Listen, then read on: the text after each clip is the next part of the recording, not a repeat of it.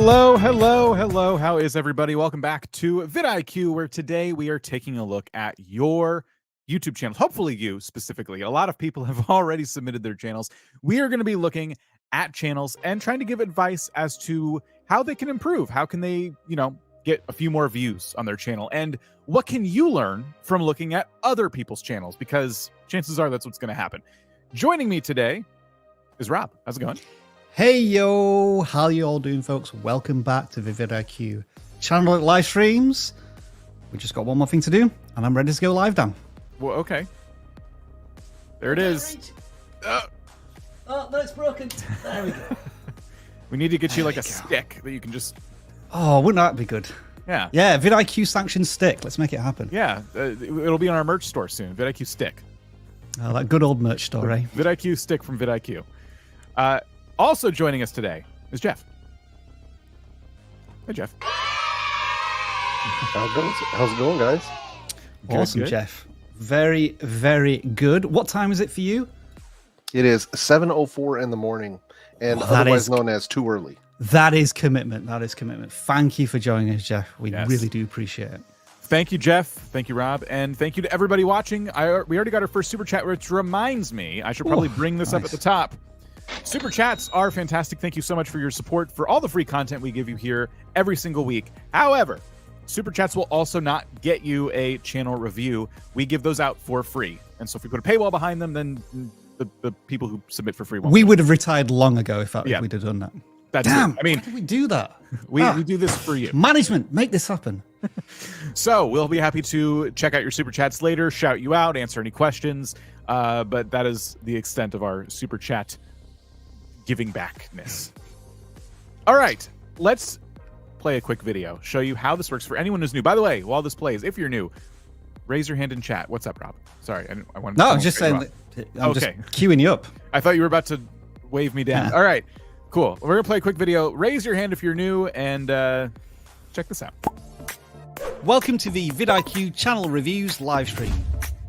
Simply fill in the correct form in the video description and your channel will be considered for review during a live stream. Channel reviews are free, so no need to send us a super chat, and don't spam us in the live chat. We'll ignore it and you may be put in timeout. If you need a channel audit right now, make sure to check out the vidIQ Coach AI tool that will help you with strategies, ideas, titles, scripts. Link in the description. It's a game changer. If you submit your channel for review, expect the following. We are sharing nothing more than our knowledge, experience and passion as fellow creators. Thank you to all of our moderators who help us out on the live stream every week. You know who you are. Give us a like if you enjoy this live stream, subscribe if you love it, and share it with like-minded fellow creators. All right, let's get started.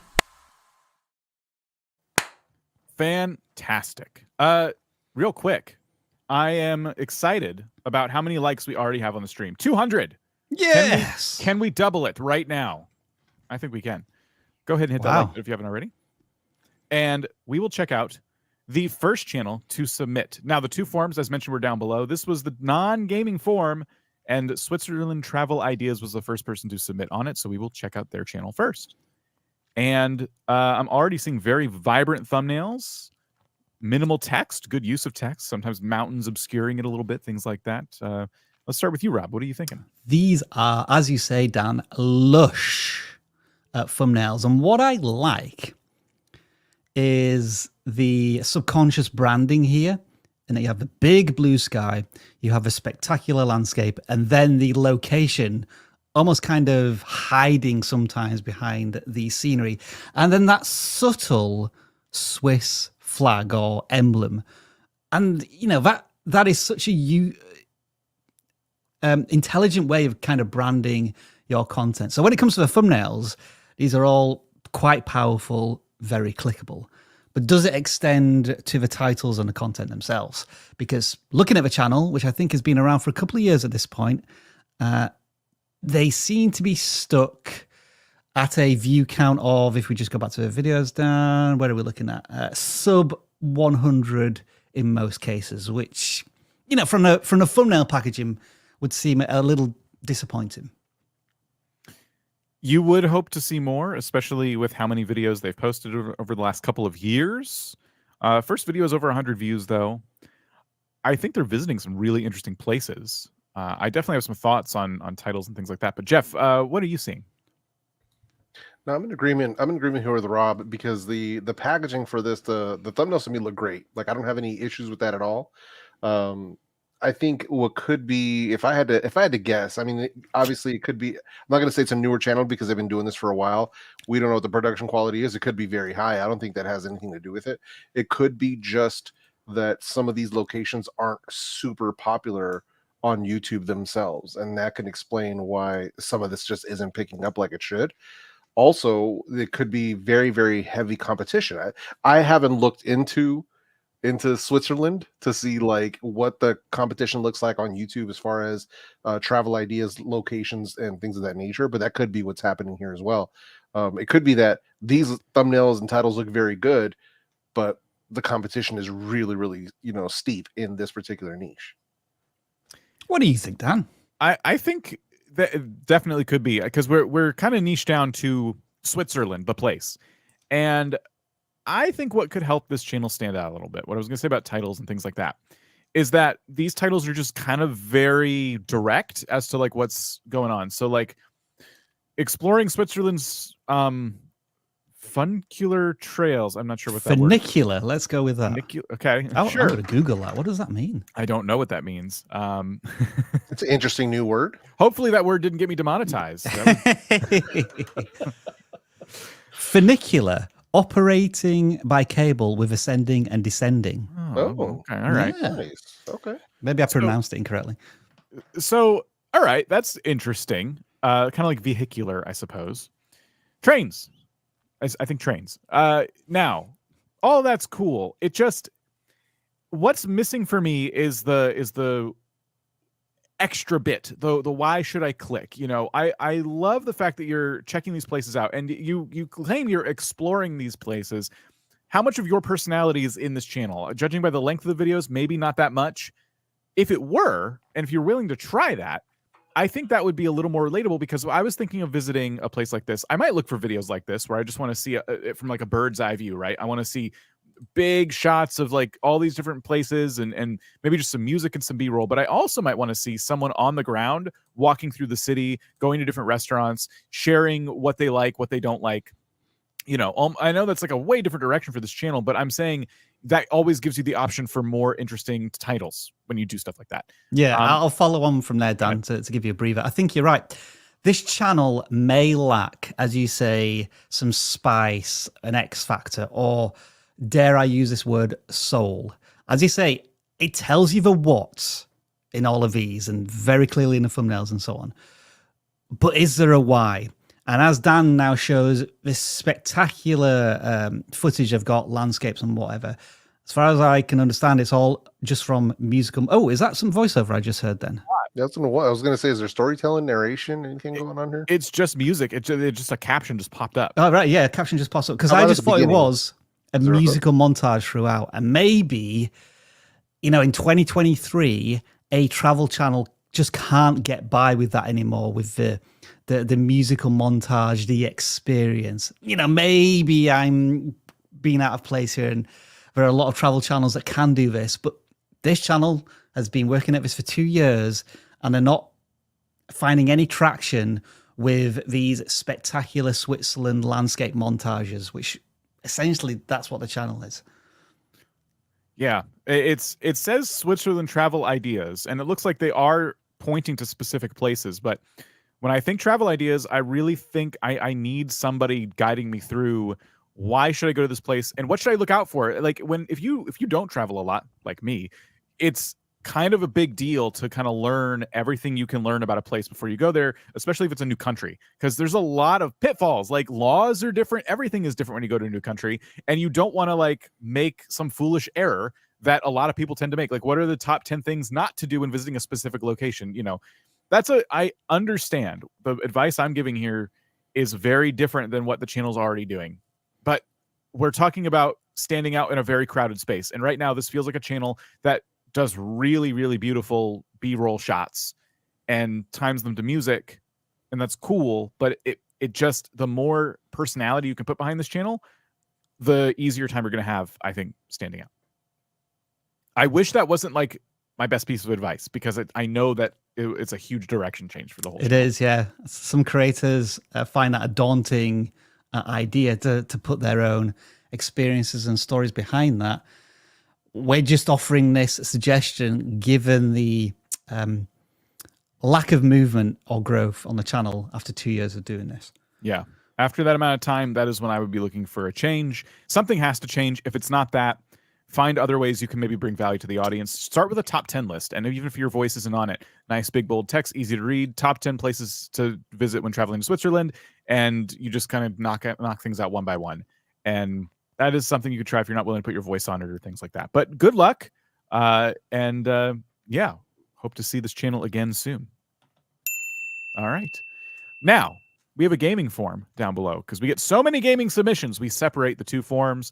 And today we're looking at gaming with Debbie, who is about to hit 200 subscribers. They're about to hit 200 videos. Hey. So thank you for submitting your channel, Debbie. And let's kind of get a sense of what you're about. It looks like VR. We're all about VR and PC gaming, bringing you the latest and greatest.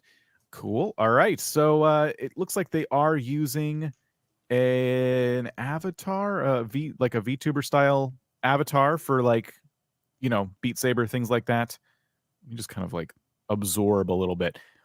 They are kind of doing like, so Linkin Park, things like that. I'm trying to remember if that's, do you guys remember if that's in Beat Saber currently? Like Linkin Park, Dua Lipa? I think so. Yeah. I was terrible at that game, so I only played it one time. I think there are DLCs that you can get for it. Because there's two sides to the Beat Saber community. There's the ones that just play like the packs and stuff that come out. And then there's the folks who go the modded route. And you can basically find any song you can think of that someone has edited into a Beat Saber like playable song. And those videos, for a time anyway, were really, really popular because it was playing Beat Saber in a way that not a lot of people got to play it. Because if you weren't willing to mod your headset, do all those things, you could not have access to that content. And that is like one way you could stand out if you're not doing that already, is play Beat Saber, play songs, like find the most trending songs you can find that are in Beat Saber in those modded sections of it and play them. The other thing you have to watch out for with Beat Saber is copyright. Obviously, you know, you were talking about popular songs. It's really challenging to get monetized when doing things like that. It just is. And there's not a whole lot you can do about that. Yeah. The titles are fairly nondescript in the sense that they describe the what again.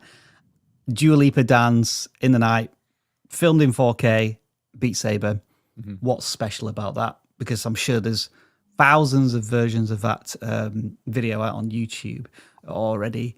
And I was going to ask you, Dan, if you could, as you're just doing a quick search there. Oh, did you want to search or do you want to look? No, what I wanted to know was how old is this channel? I don't mean like go to the oldest ones or the about section. I just mean if you just scroll down, because what I'm the videos. Because what I'm trying to establish here is this creator just showing us their gaming journey? And what I mean by that is maybe they acquired a VR headset a few months ago, and so they're experiencing Beat Saber for the first time, and they want to share that with an audience on YouTube. The problem is, as you say, Dan, Beat Saber was a big thing in 2020, 2021. So to compete now, you know, that opportunities is maybe already gone. And so as you've scrolled down, the channel's about 5 months old of this Beat Saber stuff. They've probably done it. What was it, about 250 videos? Maybe some are shorts as well. But that's a lot of videos on Beat Saber with, again, not too much traction, sub 100 views per video. So a reapproach, perhaps. Yeah. Re-strategize. Biggest difference between this channel and other popular Beat Saber channels, whether or not it's they're popular today or not, is like a separate issue to me. Look at the titles, whether it's a short or a long. Best Beat Saber song ever. I was tricked by this Beat Saber song. That was like a trend for a while. So these two songs here specifically are really challenging. And that's why a lot of people attempt to do them, right? Like, because specifically these songs are a bit nutty. I can show you with that, which I'll just mute it. So I wish I could fast forward a little bit. they always start out slow, and then it's just going to hit them with like a ton of notes. And that sort of thing gets people like to stop scrolling and go, are they going to hit every note? So when it's just you kind of like, this is getting hard. Oh my, yeah. Look at that. I couldn't do and this. they're hitting every one. Like when it's just I can do that. Well, could I? playing- Well, no, I won't do the hand movement. That might not look right. when it's just you playing a regular song on a regular difficulty, that's like not as interesting as I'm going to play this really challenging song. I'm going to nail it. So this takes a lot of skill and practice, I think, to help stand out. And trying to like break records and things like that is a more, I think, interesting avenue to go with Beat Saber. Like this Beat Saber level is insane, you know. Well, the challenge, you know, we're talking challenges here, like we do in so many other niches. And a game like this is just perfect for it. Can you set some kind of record? Can you attempt a challenge, even if you don't beat it? Can you attempt to beat some kind of record? Even failing at a challenge is still going to be a fun video to make because you gave it the old college try. And I think before we move on from the channel, one of the things that we want to talk about, so we don't do this creator a disservice, I know that a lot of these thumbnails are screen grabs because they kind of have to be, right, in a sense. But they do need to be leveled up for sure, especially when you look at the other thumbnails that appear for Beat Saber. You know, whether it's a character, whether it's whatever it might be, a bit of improving in those skills it can go a really long way in getting your content to stand out. Because like, look, my first time playing VR shows them, obviously that's not a screen grab, that's a picture that they took, that they, you know, kind of photoshopped, or, you know, whatever program they use to put themselves in there to sort of make it pop a bit more. And that's kind of what I'm referring to, is finding a way to take what you have and try to make more of it so that it stands out more, because anyone can grab a screenshot of themselves playing Beat Saber, but how can you make it make sense as a YouTube thumbnail for a viewer to actually click on? And that's really where we want to go. In addition to the titles and stuff, I want them to start thinking about both the thumbnail and the title ahead of time. Like, start thinking about how you want to do this, how you want to set this up. That way everything goes hand in hand and everything makes sense. Last thing I wanted to check was for recency. So upload date this week, for example, for the term Beat Saber. And then we want to look at the views. So shorts are still doing okay, 6,300 views there from 2 days ago. Long form video, it's just called Okay Then. These Beat Saber songs are strange. Good title and thumbnail. From a channel with almost 40K subscribers, we have 5.6K views for a whole week. Look at this next one. Opportunity alert here. 136 subscribers, 38,000 views. Just click into their channel. Is this a one-off? So their latest video has done well, but the ones previous were getting a decent amount of views for the channel size anyway. Yeah. So look at what they're doing. Very short videos. Custom thumbnails. Maybe it's this particular selection of tracks which is popular as well. Yeah. So I always ask myself the question when it comes to older games like this: is this game dead? Does it have like a thriving community still? I would say, given the frequency of content, there are still plenty of people making this content. Given the views, they're not what they used to be, and it's hard to ignore that. But there are still opportunities, as we saw. So if you hit on the right trend, you can still rank in this category, but you are fighting an uphill battle. Now, I do think Beat Saber can resurface again. What it's going to take is a new headset to get really popular, and I think that's going to happen. You know, Quest is releasing one, and I think there are more also. So once people start getting their hands on an updated headset and they're like, what VR game should I get? This is my first time getting VR. Suddenly everyone starts thinking Beat Saber again. This is one of those staple kind of games for a console that doesn't go anywhere. This is kind of like Wii bowling, you know, our modern day Wii bowling. It's just, there's always going to be like a someone playing it, right? So I don't necessarily think it's going to go anywhere, but ranking in this category today is going to be difficult, but hopefully we've talked this through enough to give you some tips, advice, tricks, things like that. You know what it's time for, Dan? Huh? Self-indulgent Rob Wilson Gaming Corner. Yay! Yay! Every single week, I play a sound effect from my gaming heritage that you need to guess, as well as letting us all know what video game you are playing right now. So here's the sound effect. I'll play it one more time. let us know where you think that sound effect comes from, but also what game you're playing right now. Dan, you're over here. I'll throw it over to you. What video game have you been playing this week? You know what? I went back in time a little bit, and I picked up Unrailed again. What is that? It's like a co-op game. There's a train going along the track, and you have to gather resources and put them on the train so it crafts tracks. You have to keep adding tracks before it runs out of track. It's really fun. It's very simple, and I love games like that. Cool. Jeff, any time to play games these days? Yeah, I've been playing Starfield for the past couple of days. So is it good? What are your initial impressions of Starfield? I love it, man. It's got me hooked. I'm avoiding the main storyline like the plague. Right. I'm just grinding. As you should. Basically, I'm grinding credits to build up my ship. I am leveling up my character and my skill tree. Just busy doing other odds and ends because there's so many different things to do and different ways to like get stuff, sell stuff, all that. So I'm just focusing on that and building up my bank and building up my character to make him like super OP before I start trying to move through the main storyline, because I got killed too many times in space. I was like, you know what? I'm going to focus my efforts elsewhere right now and then start doing that stuff. So, but it's been great. I'm in love with the game.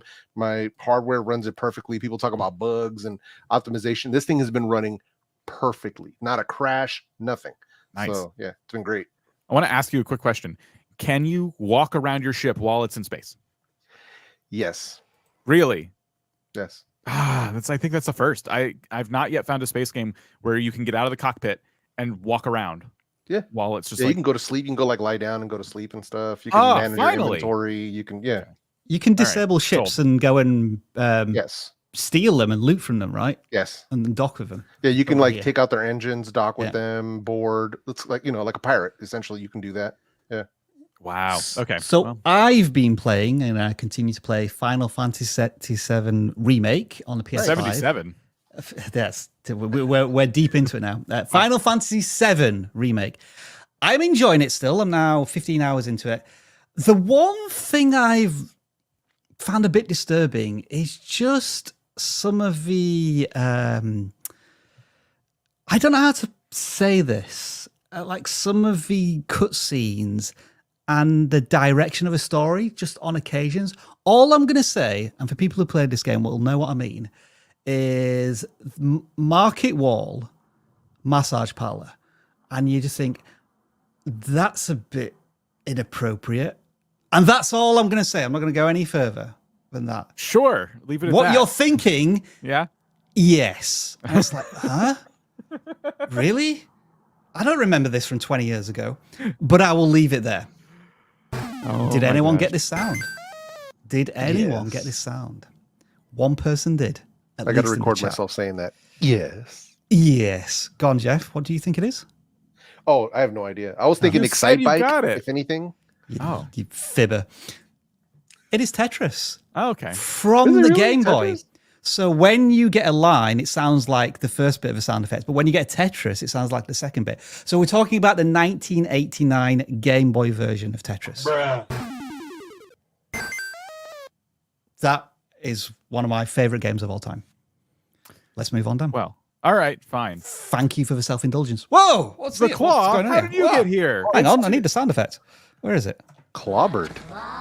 It's too early for you, the early? claw. Yeah, we can't be. All right, fine. We'll do a early claw, chat. Early claw. Early claw.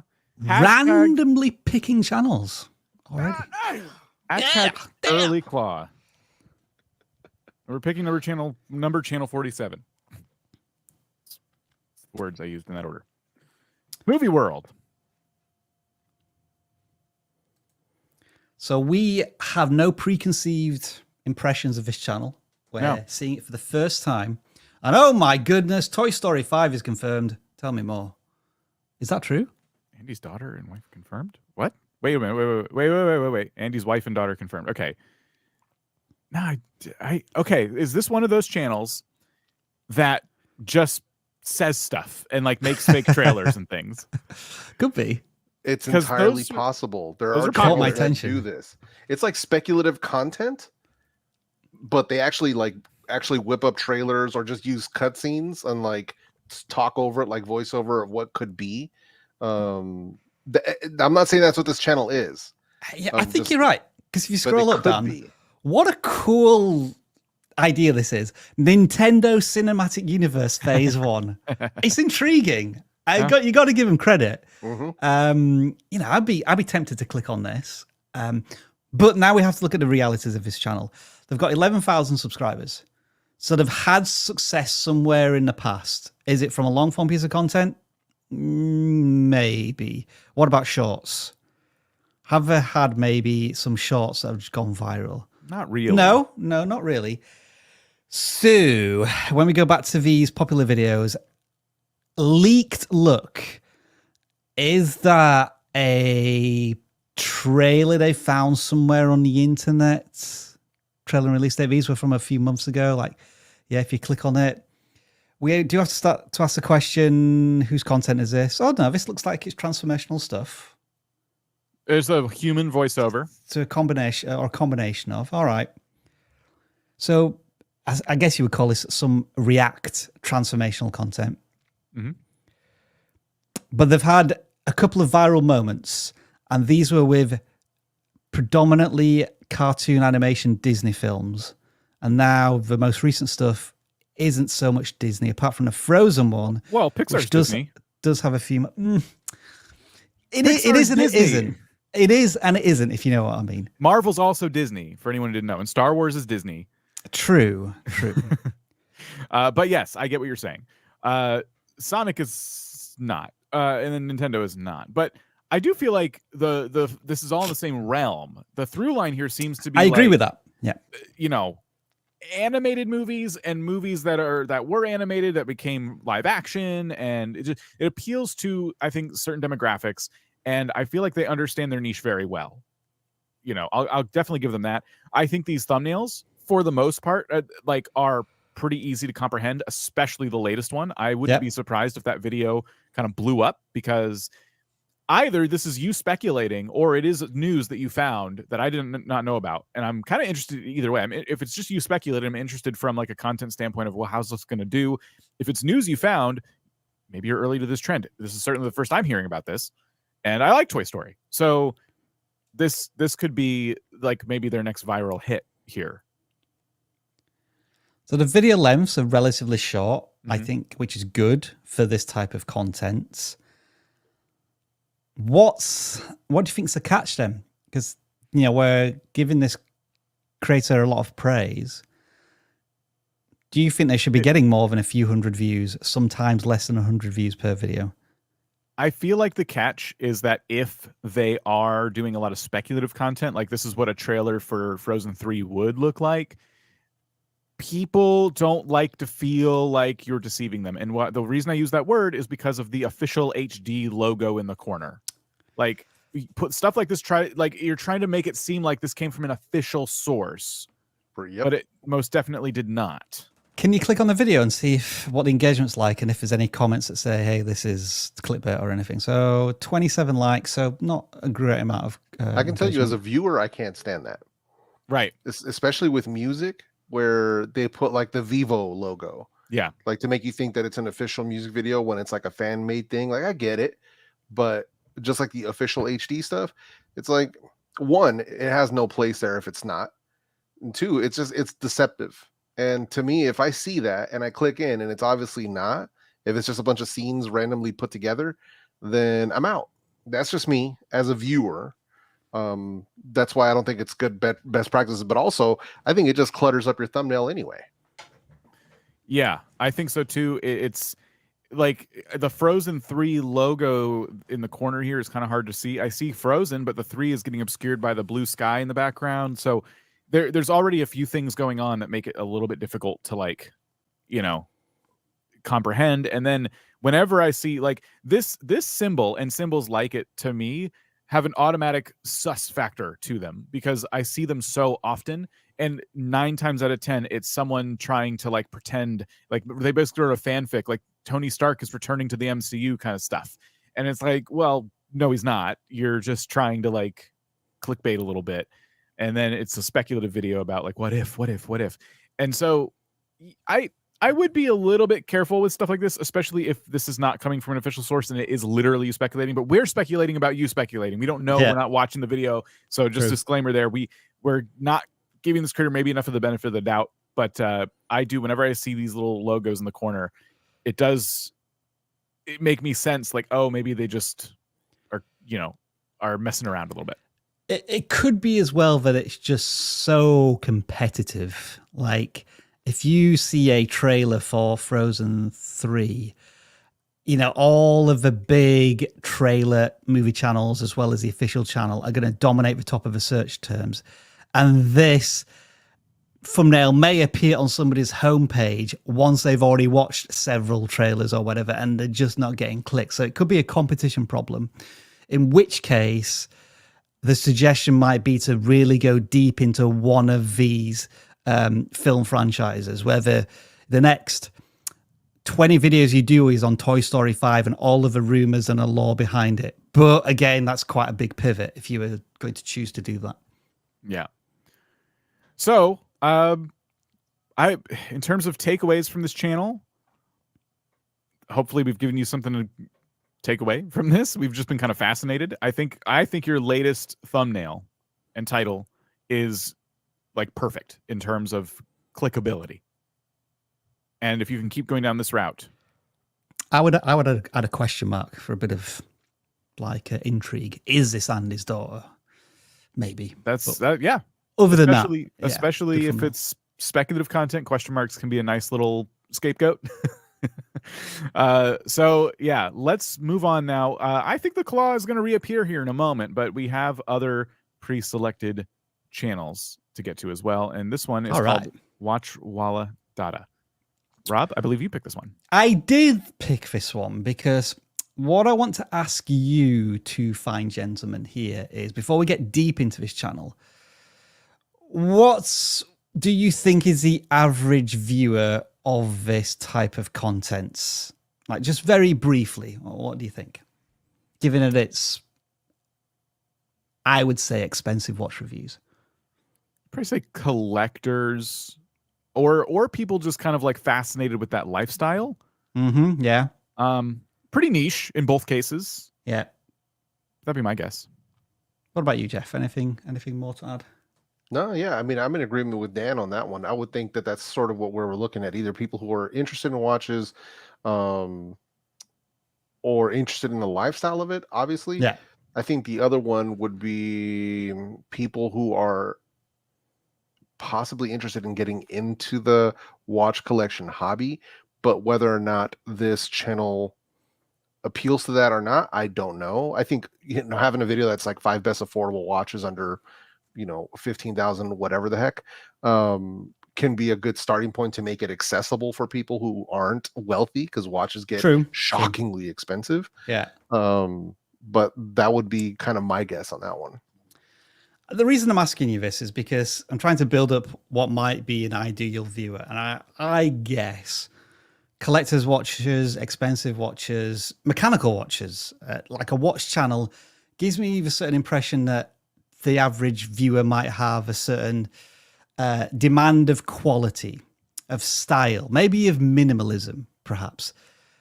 And usually we say that the quality of the content is something that you don't want to worry too much about to begin with, because you just want to like tell good stories and build up those skills. But I think certain types of channels demand a certain quality in the videos themselves. I'm talking about tech channels, photography channels, and I think a channel like this.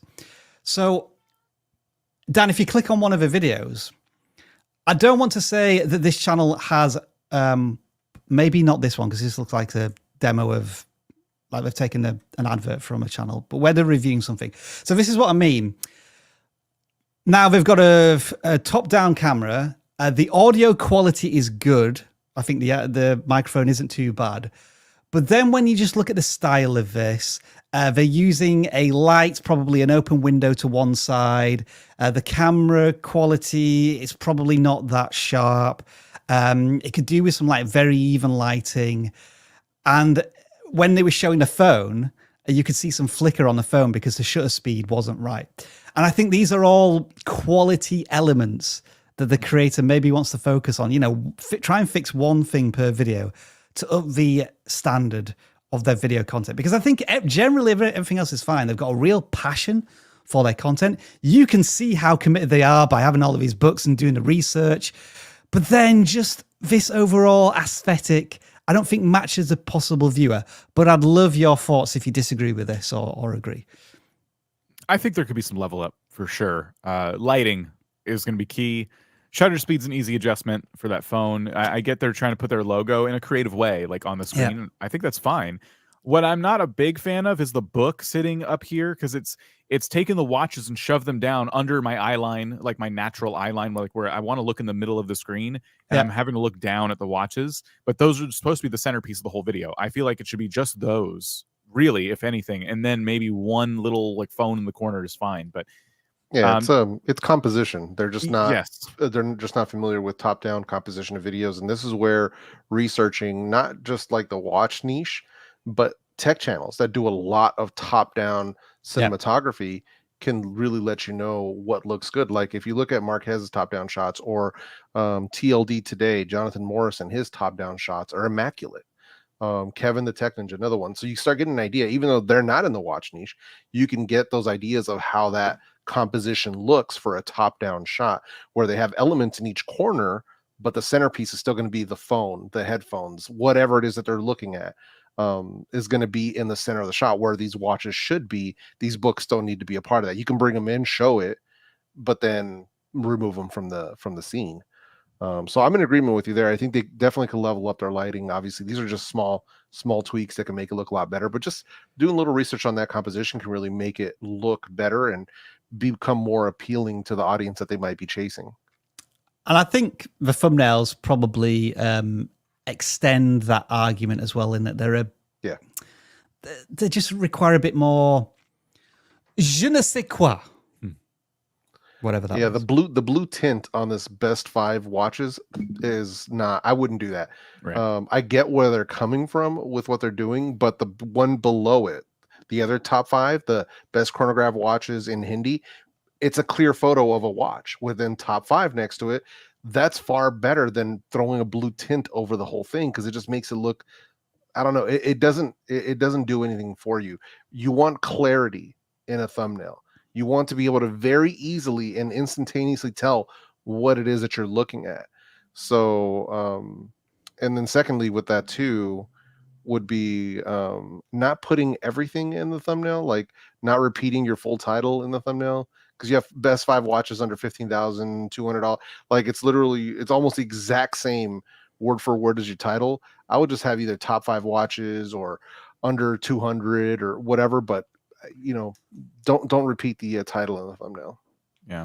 So I think, Dan, this channel gets it. Like, just remind me of the channel size. There were a couple of thousands, 2,500 subscribers. The view counts are like super consistent. Sometimes I have videos that perform slightly better, and I can just see the passion and enthusiasm oozes out of everything they do. There's just, I'd say, production value, execution that they could really level up on to take the channel to the next level towards maybe monetization if you haven't got the watch hours yet. Absolutely. So thank you for submitting your channel. Let's hit up some super chats before we move on to the next channel, because we got a bunch of them. So we're going to spend a few minutes answering some of your questions, saying hello to some new members, or members who are returning, like Koifish Gaming for 3 months, 3 years of being here. Thank you, Koifish Gaming. Appreciate you. Gaming with Debbie became a member. Thank you, Gaming with Debbie. We looked at your channel earlier. Appreciate you becoming a member. Everyone gets a custom sound effect. That's why I'm doing that. Who becomes a member? Yeah, don't take them personally. There. VIF Gaming says, "Hi, I've been stuck on 900 to 920 subs since like 2022. Any help from you?" Interesting. So, if you're still posting videos frequently, when I see numbers fluctuating like that, it tells me that this is just a gut instinct without looking at the channel. You made a video that did okay, that brought in some subscribers, maybe a number of them, and then you switch topics into something else. And so the things you're uploading today are telling the people who subscribe from the older content, like, oh, you're not doing the thing I subscribed for. And so they're unsubscribing while new people are subscribing, and you're kind of on a subscriber treadmill. And that's just a guess. without looking at the channel. But ultimately, it's about like committing to one type of content for that one type of viewer and like driving down that road. Couldn't have put it any better, Dan. I think you're right. Robbo, the disabled blogger. Good day from G'day. Thelmer. It's Australia. Got it. Sorry. Thelmere. Thelmere? I could never. Thelmere? I'm a disabled guy in my 40s who does content about my disability and my interests and food reviews. Cool. Yeah. Thank you so much for your super chat. Again, my guess about looking at the channel is your superpower in kind of I said that in a weird way, is the fact that you cover your disability and you're willing to share what may be a struggle to you, and an untold number of people out there who find your content and find the ability to share these stories and experiences. Food reviews, does that combine well with your disability? I don't know. Maybe it does. Maybe your specific disability makes it difficult to make food for whatever reason. You know, that could be a good way to combine the two. So all the power to you, Robbo. Thank you, Robbo. Cadet Edits with a super sticker. Thank you. I wish they would pop up on the screen. That'd be fun. Yeah. Michael Brink started entertainment channel soon with 7 videos made. Want to launch with 10 plus videos ready to go. All right, good strategy. About 1 month production per video with a full-time job. Is it bad to already have the channel with no content yet? No, you're fine. It's just a placeholder right now. If there's no content, video, shorts, nothing on it, you're not getting seen anyway. So no, it wouldn't be an issue. What I would definitely recommend is to have those, 10 plus videos, have them all on the channel, have them all essentially like unlisted or private. And then bare minimum, 5 go public at the same time. You want to make sure. I was going to ask that. Yeah. You think 5, Jeff, is the right Well, they could do 10. I mean, my whole thing is making sure that there's other stuff that people can come back to, so you can get more of your videos into their watch. So let's say they land on one of your videos for whatever reason, and they like what they see. You don't want it to just be, oh, well, they only have one video. I guess that's it. I can't watch another one of their videos. You want to be able to get them to watch another one and another one and another one. So launching with multiple videos ready to go that's going to be the move. So it's a good strategy with what they're doing. And yeah, they're fine. There's nothing wrong with already having the channel. It's just a placeholder. I was thinking launch with 3, but I guess it depends on the video length. Like if the video length is, each of them is 2 minutes, then yeah, maybe you want 5 to go out. But Agreed. If the video length is 6 minutes, what's the average YouTube viewing session? 10, 20 minutes? So let's meet in the middle. Dan, you say 4, right? I was going to say the first week should be like the hardest you go, whether it's posting it all in the same day or spreading them out like one day at a time or whatever. Because I feel like on day 1, no matter what you post, it's going to take a little bit for things to kind of get into the algo anyway.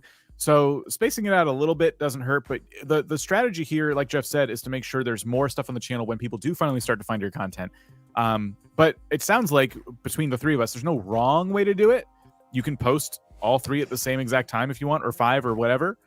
But it's kind of up to personal preference. The idea being get stuff on your channel so people can go, okay, I get it. I understand what this person's about. I will subscribe and I'll wait for more. And then it's okay to upload from there once a month if that's the time you have to upload. Because don't burn out. They'll have multiples already.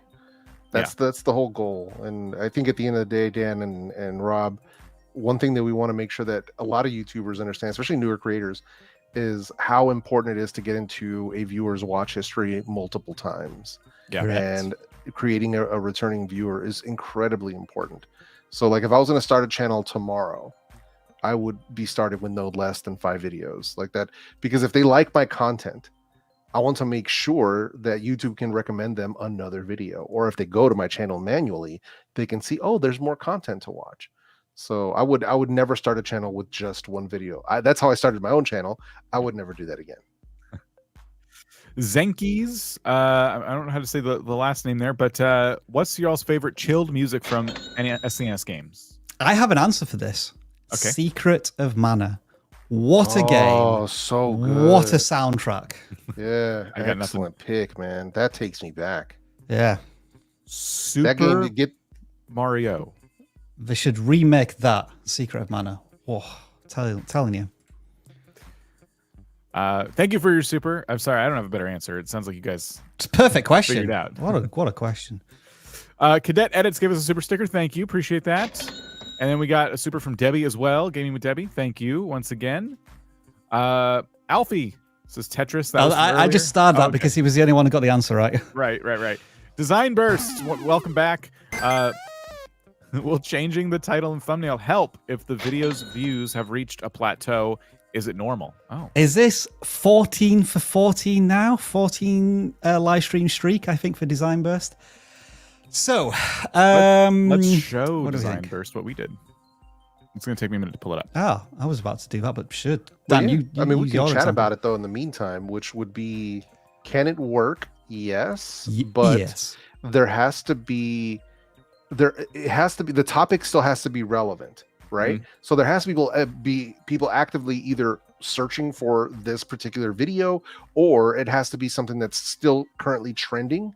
So let's say you change the title and thumbnail on a video on a subject that is no longer relevant, say a tutorial for Windows 95, right? Which is no longer relevant in 2023. Right. So changing the title and thumbnail on a video like that is not really going to help you in that sense. But if it's on something where it's still something that people are actively searching for or is trending, then yeah, heck yeah, it can work. And I've done it successfully. I'm sure Dan and Rob have done it successfully. There is a way to find out if your video is a good candidate for this, and I'll tell you about that in a minute. But take a guess as to where we changed our title and thumbnail for this particular video. It's probably right about here. And because we had a video we were very, very proud of, and we thought maybe we just didn't pitch it the right way. And so we got back to the drawing board. We changed the title and thumbnail, looks like about 10 days or so into its life, and boom. And now it's just starting to fizzle out again, but it's still in the upward trajectory. How do you know a video is a good candidate for this? And one sign of that is going into, I believe, reach. And you look to see if it's still getting impressions today. Is YouTube still showing it to anybody at all?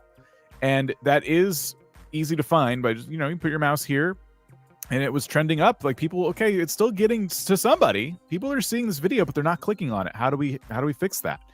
So looking at your impressions is a good indicator that, okay, this video could be a candidate. Change the title, change the thumbnail. I have a better one in mind, and people will see it. And if those folks start clicking on it, it'll begin to snowball. I've got one more example, Dan, because this is an interesting question at the moment. If you search for create on our channel, and if you do the top result, go straight to the analytics. So I've been trying to break into this search term for years at this point, which is how to create a YouTube channel. I made this video about 18 months ago now, but all of the stuff that's on it is still relevant. And I thought, what I'm going to do is I'm going to make a video that tells you how to do it quicker than anyone else. So it's in 5 minutes. But as you can see, it's not really gaining any traction. So I literally changed this thumbnail about 5 or 6 hours ago. As you can see, nothing's really happened so far. We're getting a view per hour. So I don't know if it's going to work, but I'm giving it a shot.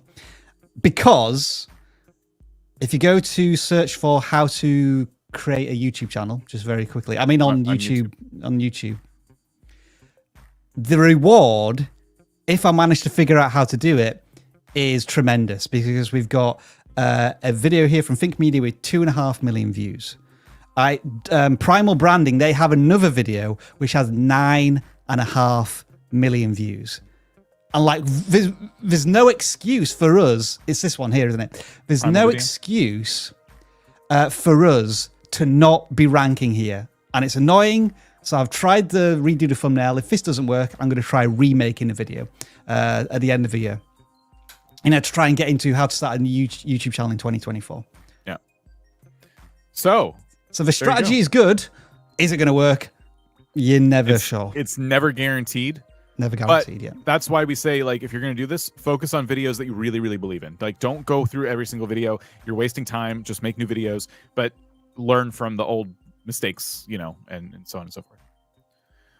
Is it harmful deleting watch history for your video? Watch history.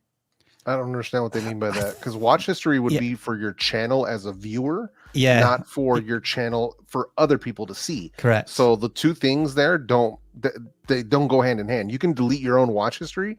It's not going to affect your channel, as far as viewers and recommendations go. It will affect what's recommended to you as a viewer, but nothing to do with your content and how it appears to them. Right.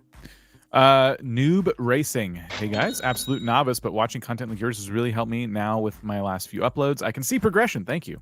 What a noob. We appreciate that because we've not reviewed your channel before, and yet here you are taking notes, learning, growing. So thank you. What an Look at that. What novice. happens when people pay attention to the streams? And that was the mean way complete to say it, novice. Yes. I was trying to be nice about it, but all right. Well, I could be more rude. I mean, Pixel Max, thank you for your super. Just want to say I've been using vidIQ to help with my videos, and Google extension helps tremendously. Thank you so much. Glad you are finding it helpful. Pro Jat Official, thank you for the super. Appreciate you. Time for sound effects from you this time, Jeff. Swoop. Bruh. Bruh. Oh, they get the bruh. Thank you for becoming a member. Legendary Appreciate it. bruh. Enjoy your emotes. Breezy Noble, thank you for becoming a member. Yeah. The Low Carbon Project, and then we'll get back to some channel reviews. We are making a house out of hemp. Do you think mentioning hemp could get affect getting monetized? Ooh. It certainly makes it unique. I wouldn't not mention it. I think do some research and find out if other big channels are covering it, and if Yeah. big channels are covering it on a frequent basis, the chances are it's probably not demonetized. but also reach out if you can, because it could be hit or miss. So try actually contacting those channels and saying, hey, I'm in a similar niche. You guys having trouble with monetization? You'd be surprised at how some people will be very helpful about that stuff. Some people won't, but a lot of people will look at you and say, hey, newer creator, I'm down to help them out. And so I would reach out and ask for sure. Yeah. But that I wouldn't. You're not building a house out of materials that are traditionally used, so makes it really unique. So best of luck. We have more supers, and we will get to them soon. But we have more channels to check out as well. So let's go ahead and do that after I click the right buttons in the background here. And oh my word, the claw just came back. It just busted in the room. We're not ready for you yet, the claw, but fine. We'll go to the form here and see. We have 481 responses, and we will update it. And we'll pick a number. I've got a bone to pick with our audience right now. Oh, I did a poll at the start of this live stream. Did you like this live stream? 1,476 votes. 86% of them, yes. Actual likes on a live stream, 583. Does not compute. Wait. Does not compute. How can you have 1,400 people saying yes, they've liked the poll, the stream, and we've only got 600 likes? They don't realize you're saying about the like button. They're just asking, do you like the stream? Do you enjoy it? And well, yeah, yes, fine. I know. That was a stupid poll then, wasn't it? My apologies. Have you hit the like button? Yes. Oh my gosh. Oh dear. I have no bone to pick then, but with myself. All right. Airsoft Education, 755 subscribers. Amount. Airsoft University. Okay. Greetings, Airsoft academics. We share airsoft education and experiments. Interesting. So they're niched down into airsoft weaponry, I suppose. This channel is probably quite similar to the hemp one. I'm wondering if they ever stumble, and I use the word stumble appropriately here, into monetization issues. I imagine that happens all the time. So, not getting hits with airsoft, use a shot timer. So speaking about shots and guns and the thumbnail, things like that, good luck. I'm sure that is something you're constantly having to deal with. But if not, that's great. All right, titles, thumbnails. Jeff, let's start with you. What are you seeing? Hang on here. Let me punch in a little bit. It's hard to see when I'm in the smaller screen. One thing I like about their thumbnails is that for the most part, they do keep them simple as far as elements are concerned, right? So like, let's say their latest one, the top 5 problems with outdoor airsoft, thumbnail wise, it's the person, covering their eyes, overheat, over a background. We have 3 elements. So I like the fact that they're keeping it simple. So I hope people who have been applying and putting their channel into the forums and haven't been picked, I hope you guys are taking notes, because this applies to so many of you. Keeping thumbnails simple and easy to understand. That's going to be a key. Same thing. Look at the next one. Danger. We have a skull. We have the danger. We have the piece of paper. Next one. Great shot. The next one. Whiskey Delta and a guy on a radio. So you see what I'm kind of getting at. So I like what they're doing as far as that goes. The downside to this, and to give them a little bit of feedback, is that they're, aside from the elements, their use of elements, their minimal use of wording, there isn't a lot of consistency between these 4. And that's one of the things where I normally would like to tell, to say, when it comes to your font, try to stick to one, pick one, stick to it. When it comes to the color of the text, pick one, stick to it. Because here we have yellow, then we have green in a totally different font, and then we have white with red, and then we have below that safe gun rules with a green, and then so we need to kind of slow down, pick a font, pick a color, and start kind of creating consistency with that across your thumbnails. That'd be the first place I'd start. But I'll leave some, let you guys kind of move in with this.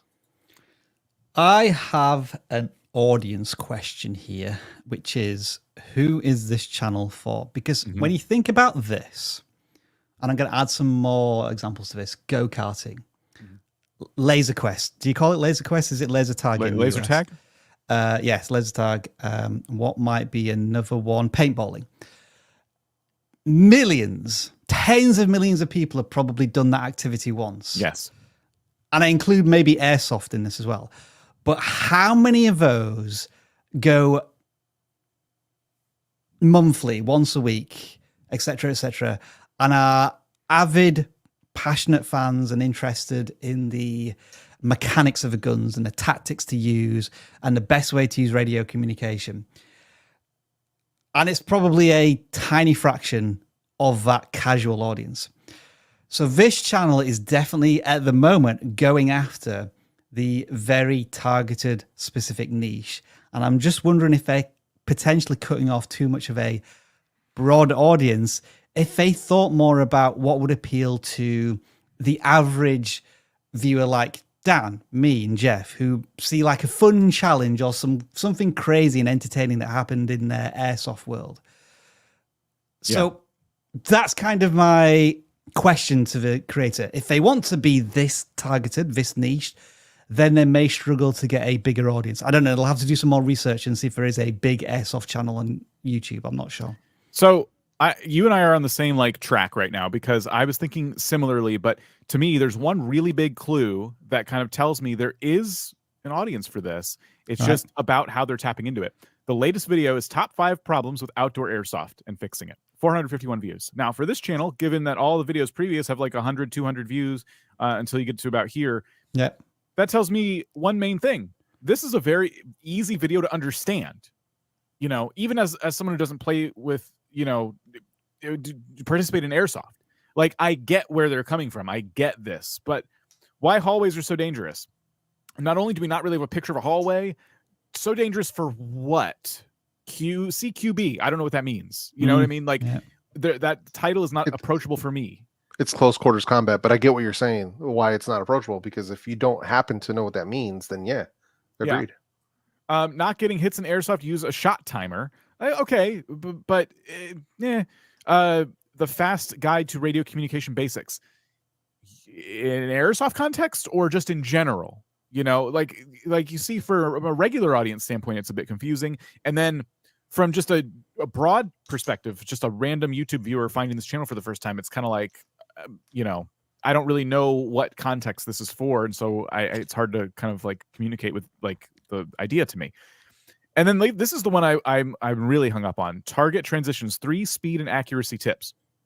I have to stare at this thumbnail a lot to finally kind of figure out where they're coming from. But I think what they mean is when you're holding the airsoft gun, it's going from target to target to target to target. How do you do that quickly? Is there a way you could have communicated that message even better? I like the clarity, the simplicity of the thumbnail is good. It's just the understanding, like I have to think about it for just a little bit too long. But if I had seen some targets and maybe an arrow pointing from like one to another, that would have communicated it a little bit faster for me. So it's kind of all about that person scrolling by and needing those really simple cues as to like what the channel is actually about. What are you actually trying to tell me? And this is like a perfect example of like hitting that right on the head. Overheating, like top 5 problems with outdoor airsoft. Okay, it's about airsoft, it's about playing outdoors, and top 5 problems, one of them being overheating. Hey, like I've dealt with that. I've played airsoft and it got really hot because I'm moving around a lot. And like, how do you that you have a way to like stay cool while doing my favorite activity? That's fantastic. So this is like the direction I would love to see your titles and thumbnails go. Not necessarily that you have to do top 5 videos, but that your videos should be really, really easy to comprehend. Always think about that person who's never seen your channel before and maybe knows next to nothing about airsoft, doesn't know all the terms, doesn't know all the things and stuff. You know, you're trying to help get them into that environment. Word. Sorry, did I take all the air out of the room again? I feel like I do that. Take all the air out, yeah. I didn't mean to like that. I guess I made a pun by accident. I'm sorry. Next channel.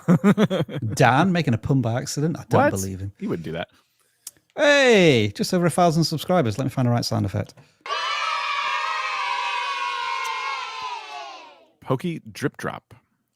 So this was one I picked. It's a Pokemon trading card channel with varying degrees of success. And I say that because I clicked on the popular videos and saw a few here that were doing exceptionally well, especially this one here with 11K views, opening the new something premium box. Like, I don't collect Pokemon cards, so I don't know all the terms, but obviously that didn't matter here. It was about unboxing some new trending pack of cards. It did very well. 11,000 views for a channel with 1,000 subscribers. That's today's numbers, by the way. They probably were not there when they uploaded this. And very simple thumbnail. We can barely make out the Walmart logo behind your head. Not a big deal. We can see the boxes, which everyone probably recognizes who's a fan, and $20. Nice big green price tag. Just to catch your attention. Wait, what's $20? Both of those packs? Cool. I'm in. Like, let's see you open them. Let's see what you get for $20. I love it from a simplicity standpoint. Just like in contrast with the channel we just looked at. Nice and simple. Rob, what do you see?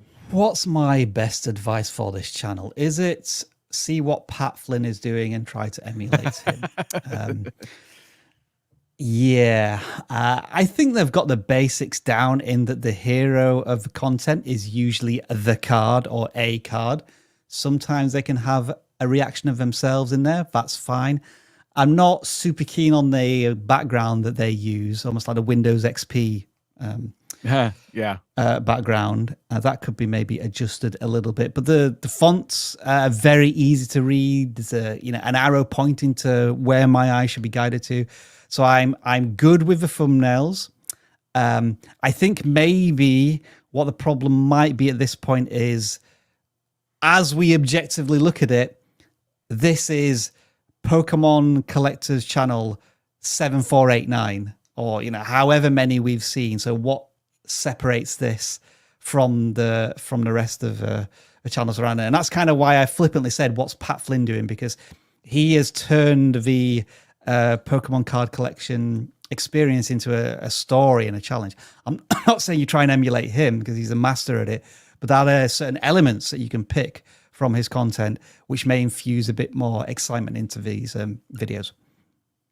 There's a trend, or at least there was, of people going out and buying like boxes on eBay. You just kind of a mystery box. You didn't know what you were going to get, and oh, I got scammed because I bought all these Pokemon cards and they were fake. There's people who kind of like go out of their way to like try and collect them from obscure sources, and that always makes for really, really interesting content because you are kind of putting yourself at a bit of risk there, and people are like, "I'm glad I didn't do that," but what happened when they did it?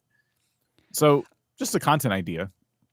I'd be curious to know as well what the average view duration of these videos is, because they're all generally longer, 36 minutes, 16 minutes, 26 minutes.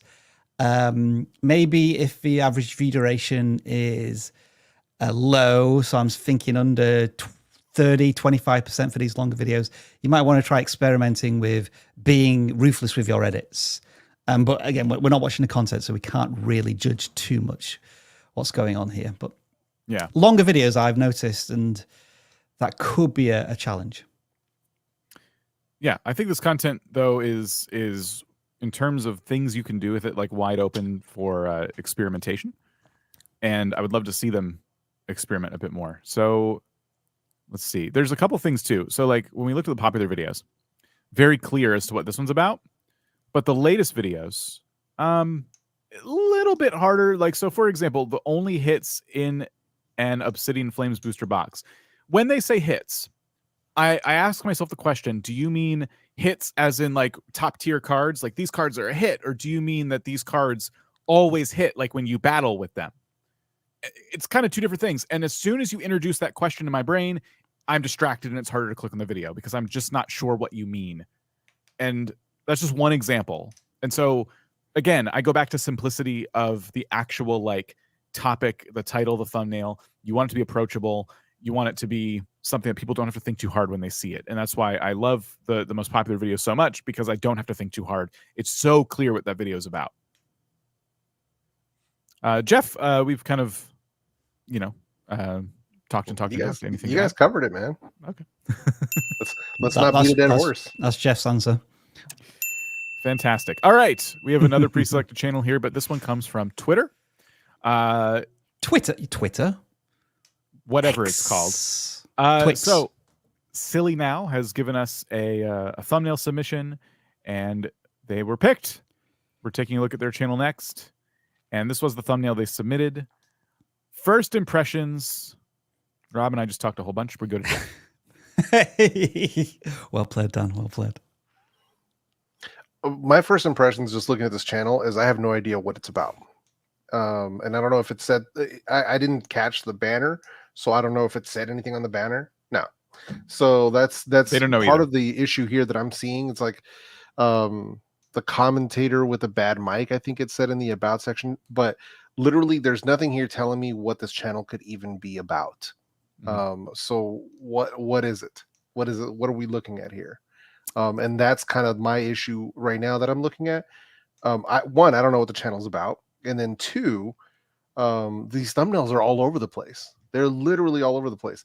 And even the one that submitted that one, the red text over the image, I can barely tell what that says because the text almost looks blurry. So there's a lot of work that needs to happen here. First and foremost, what the heck is this channel even about? We were a bit baffled as to how this Valve that thumbnail won the thumbnail competition, but hey ho, that's what happens on Twitter sometimes. We don't make the rules. We don't make the rules. We do have to tiptoe around this channel a little bit because it looks as if there's some interesting content that we probably wouldn't watch ourselves on a regular basis. I guess the only counter I have, Jeff, to you is that what's this channel about?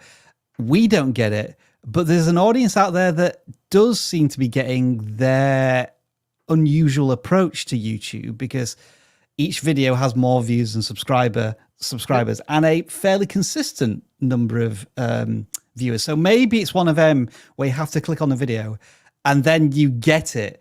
And it's kind of like the situation where if you know, and you're an insider and you're part of this tribe, you're part of this community. But from the outside looking in, we're all a bit head scratching. Is this just dank meme stuff that we don't understand? Maybe there's fair. Good branding, tribal branding within the content itself. Right. Yeah, that's fair because that'd be really, from what I can see, the only way to really create a returning viewer from content to content, being that to me it feels like it's all over the place.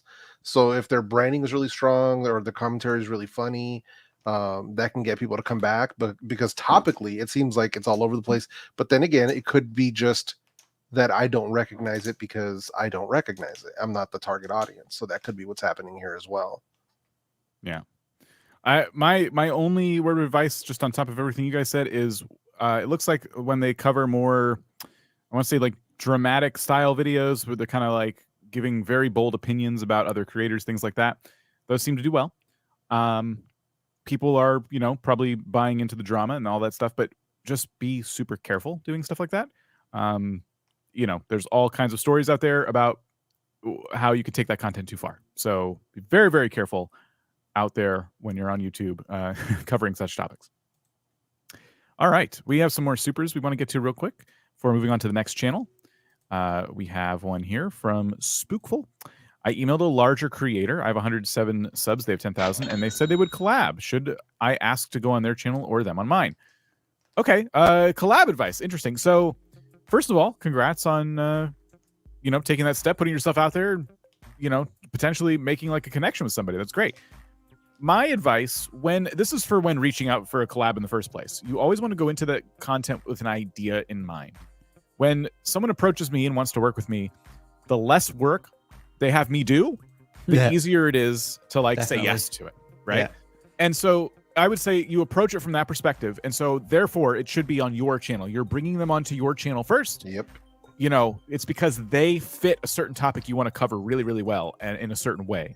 So you do the video together, and then maybe it's a trade. Maybe you can get on their channel.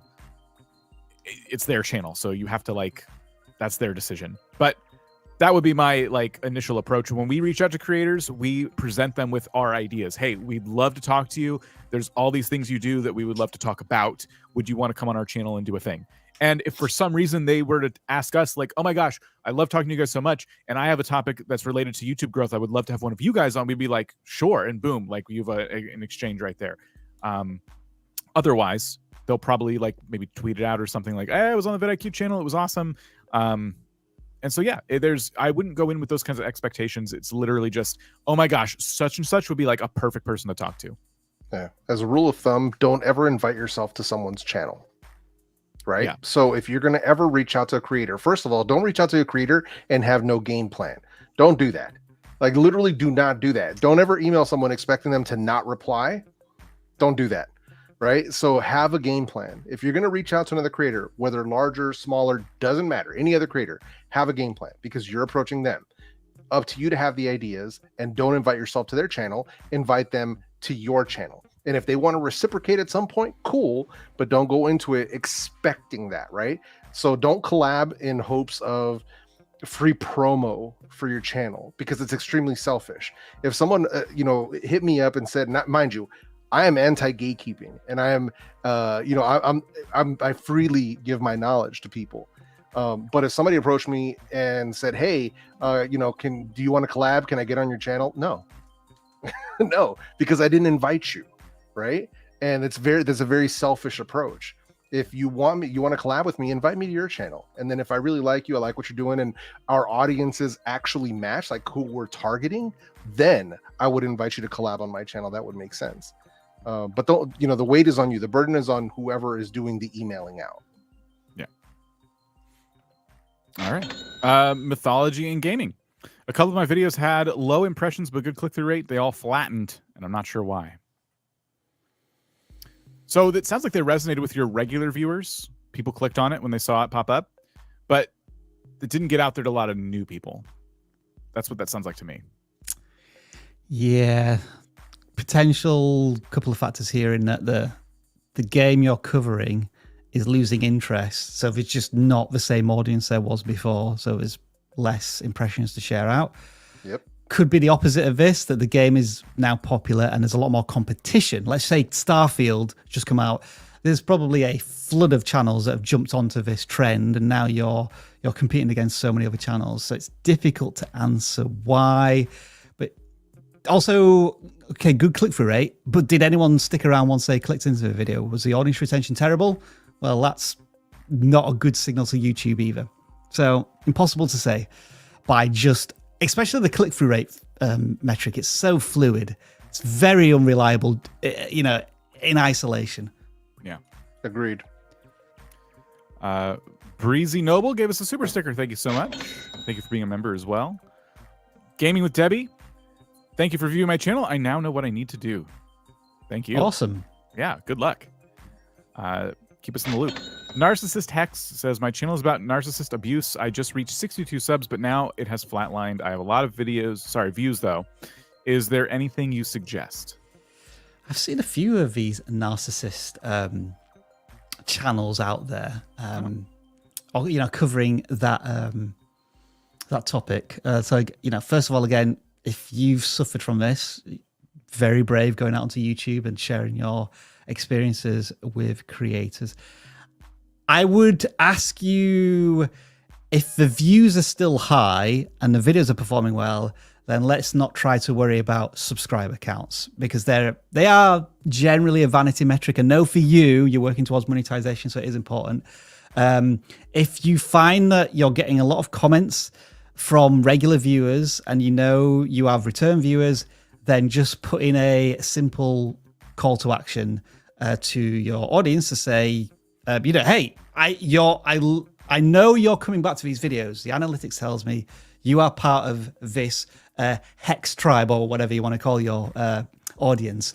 I would really appreciate it if you would subscribe to the channel to help me get towards this goal of 1,000 subscribers, which means that I can monetize my content and take that income and put it back into the channel for all of you. Make it about the audience that you're trying to build. Yeah. Just make sure you don't do it at the end and that you don't do it at the beginning. Correct. Yeah. So you want to deliver value first and then bring it up. Yes.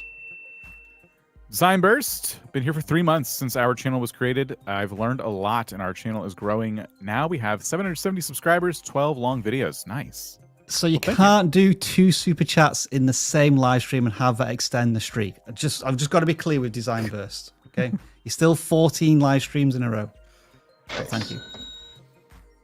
Hey, Simone Denise. I don't know if I'm saying your name right. But thank you for the super. Hello. Love the advice every week. I make videos on homemade cocktails and reviewing them with a little splash of lifestyle vlogs. Working with VidIQ Coach has been channel changing. Nice. Hey. Awesome. Love to hear that. Thank you so much. We have 2 coaching programs. We have a one-on-one coaching program. And we have VidIQ Max, our group coaching. You guys can check out vidiq.com and learn more about those.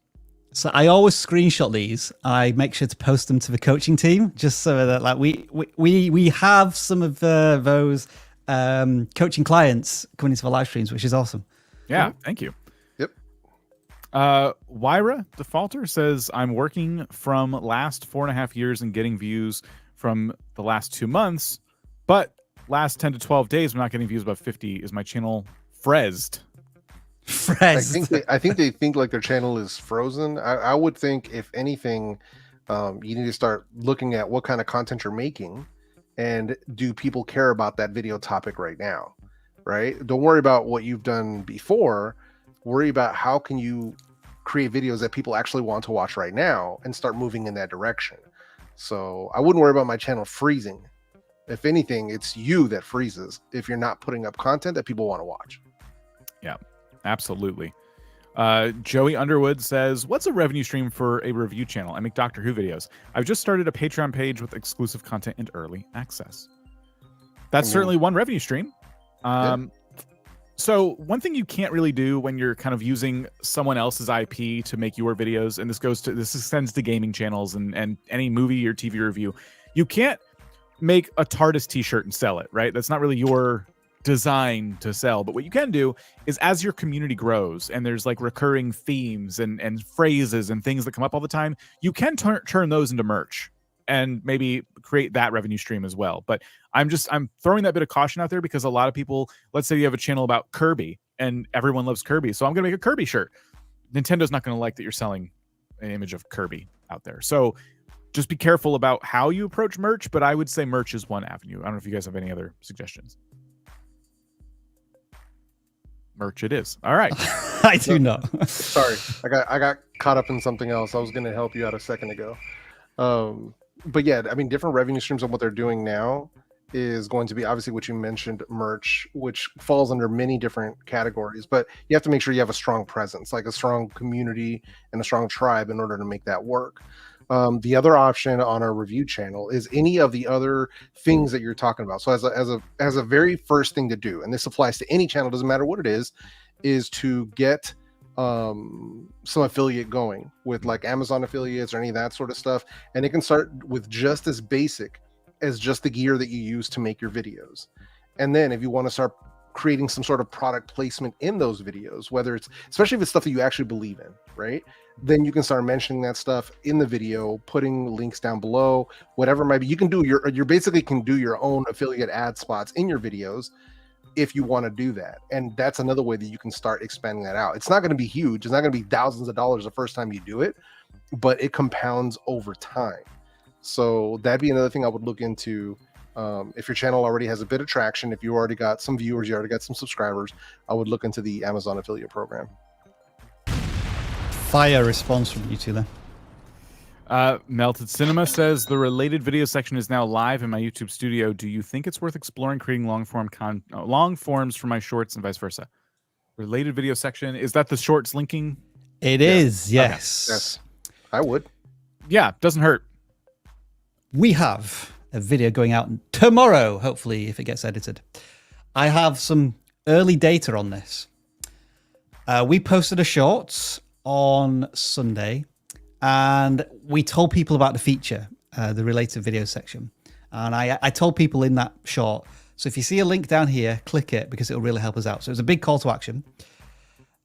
As far as I can tell from the data, the long form video that was linked to that short got 1,400 views. The short itself got 12,500 views.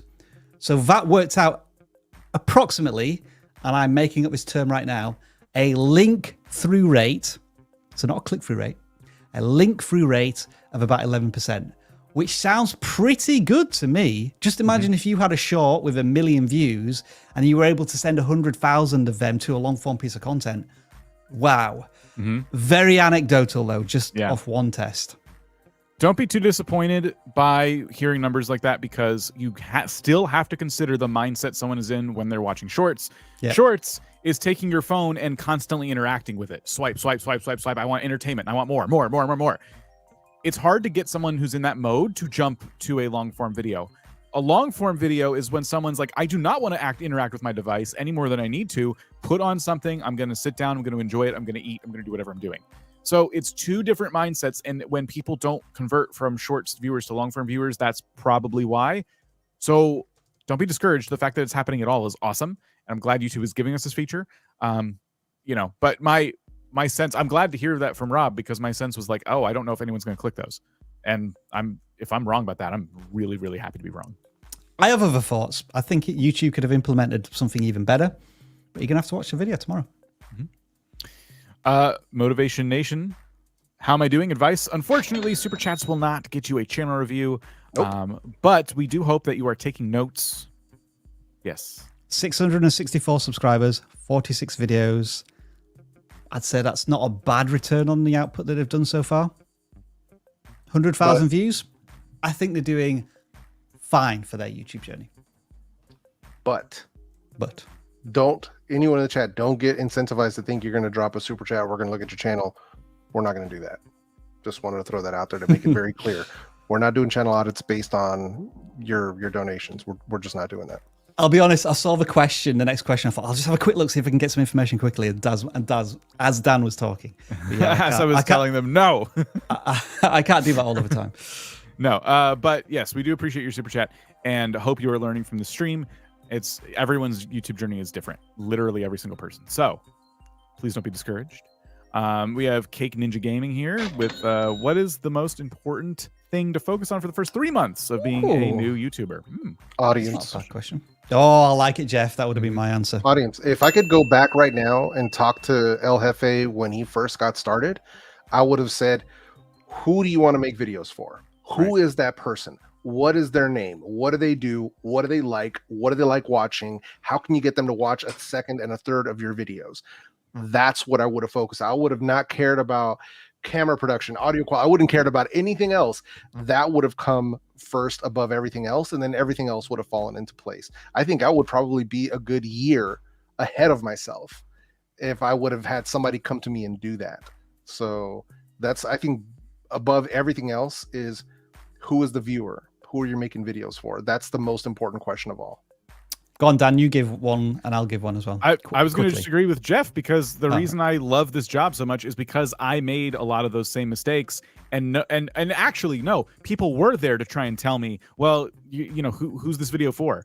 And I'm like, and I thought that advice was so rude. Like, what do you mean? It's for entertainment. What are you talking about? Like, I have set out to try and over explain what we mean when we say make videos for a specific audience, and we talk about it all the time, and that's why I love doing this, because I want to make sure we prevent people from making the mistakes that I made and evidently Jeff made early on in their YouTube journey, because I'm embarrassed to tell you how many years I went thinking I knew everything. It's just YouTube will just give me a chance one day. No, I wasn't making videos for anybody. Nobody. So I would say, given that Jess picked the best one, I think, thumbnails are far more important than you probably appreciate right now in your journey. So invest time in getting good at making thumbnails, and a decent microphone. If you can pick up a decent microphone for under $50, that's also a good start as well. Mm-hmm. All right. Cake Ninja Gaming, best of luck to you. Hey, Doof Paranormal says, finally made one of the lives. Thank you for being here. Thank you for the super. Appreciate you. That's because in Australia right now, it's probably about 1 a.m. Let me just check. Oh, wow. Yeah. That is Super, some dedication right there. And just a heads up, we have a lot of super chats. So if more people continue super chats, there's going to be a very, very strong chance we're not going to read them, and they're just going to be anonymous donations at that point. So just giving you guys a heads up in the chat. Do keep that in mind. Opinions on programming, web, game dev, etc. content. We've audited many game development channels and coding channels. If you go back through our old channel reviews, you can actually see the names of channels, like the different types of channels we've reviewed, thanks to our amazing community manager who puts all that together. So that could be helpful. But yeah, I'd say look at channels doing that as well, like and ones you really enjoy and you really aspire to be like, and do your version of that. Like game dev is such an interesting space on YouTube, and I think you have like a very particular skill. Can you use it for what I like to say? Can you use it for evil, quote unquote? Meaning, can you take something and use your skills to make it really, really funny and interesting and a mockery of it in a way? Because like you have such an ability. How can you turn it into entertainment if that's what you want to do? That's just one route. Obviously, there's a very educational routes you can go and things like that. And so then you would look at those channels. But there are channels that use their game dev abilities for evil. It's always very entertaining. And then we'll look at this one and go back to some channel reviews. I'm getting around 200 to 1,200 views on my videos, but only about 90 subscribers. Only have about 90 subscribers. Is this normal? I would say for shorts, that could be very normal and typical. For long form content, you're outperforming the subscriber size, I would say, if you're getting a lot more views and subscribers, which is excellent news. Your content is being shared to new audiences all of the time, so keep it up. But if it's shorts, yeah, that kind of happens. And we did a very interesting video about this yesterday. If you want to know why you sometimes get a bundle of shorts views and then you hit this glass ceiling and you wonder, why am I not getting any more views? It's because views on shorts aren't necessarily as valuable as views. They're kind of more like impressions. I've just spoiled my own video there. Oh, wow. No one's going to watch now. Yeah. No, but seriously, whoever missed that video, if you're making shorts and you don't know why that's happening, you need to go watch yesterday's video. Like, stop sleeping on the amount of free knowledge that's happening on the VidIQ channel. And you know what that was? 1 of 10.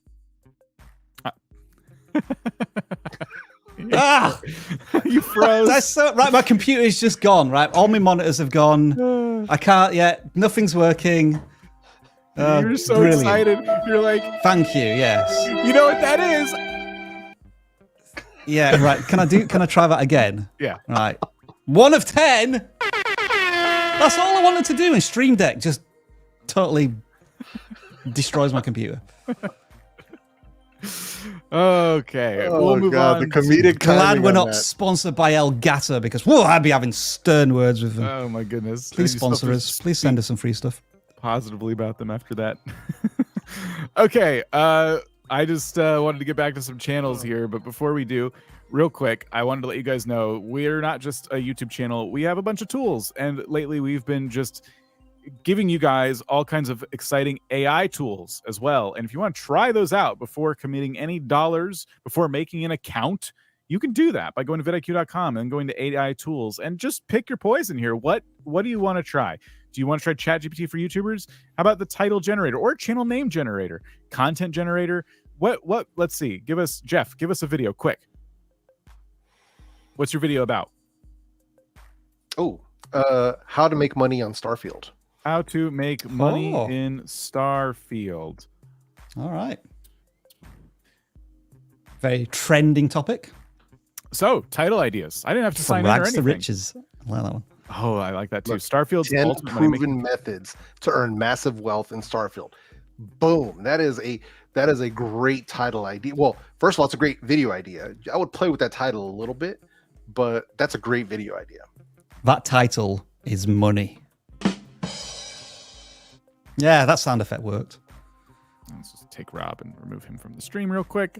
But yeah, these are great titles. No, I'm removing myself from the stream now. Get filthy rich in Starfield. Easy money making strategies. The ultimate. Like, these are all fantastic. Thank you for that idea, Jeff. So there you go. And plus, how to make money in Starfield's also a valid title too. But if you want to spice it up a little bit, there you go. So this is just one of many tools that you can try for free right now by visiting vidIQ.com. Try some stuff out. Enjoy. All right, let's move on now. We are going to start randomly selecting channels, but before we do, I want to upset everybody because that's what happened last time we did this. Boy, did we get it in the comments last time. Oh boy, people got so mad. Jeez. And I didn't learn my lesson because I'm doing it again. I'm deleting all the responses. Oh well, on this form, and I'm going to this form, and I'm deleting all the responses again on both forms, the gaming and non-gaming form. Boom! We have no channels to review. I guess we can go home early, or you can go down in the description and fill that out. The reason we do this, I didn't explain this very well last time we did it. The reason we do this is because you guys stayed. You're here right now. We got like 30 minutes left. Do you want to see channels that people submitted yesterday, or do you want to see channels that are yours? So that's why we do this. I know it's a pain to have to fill out the form again. If you already did it, apologies there. But hey, better chances, right? The rush is on. And That's look, right. somebody's filled out the form and they've said no, but they've continued to fill out the form. This is the wrong form. Like, fill out the right form. You're not supposed to carry on filling out the form. You're supposed to read what it says and then say, oh, I need to go to the other form and fill that out. We can't watch this. We're going to get anxiety. Listen, you guys fill this out. I'm going to play this for a minute.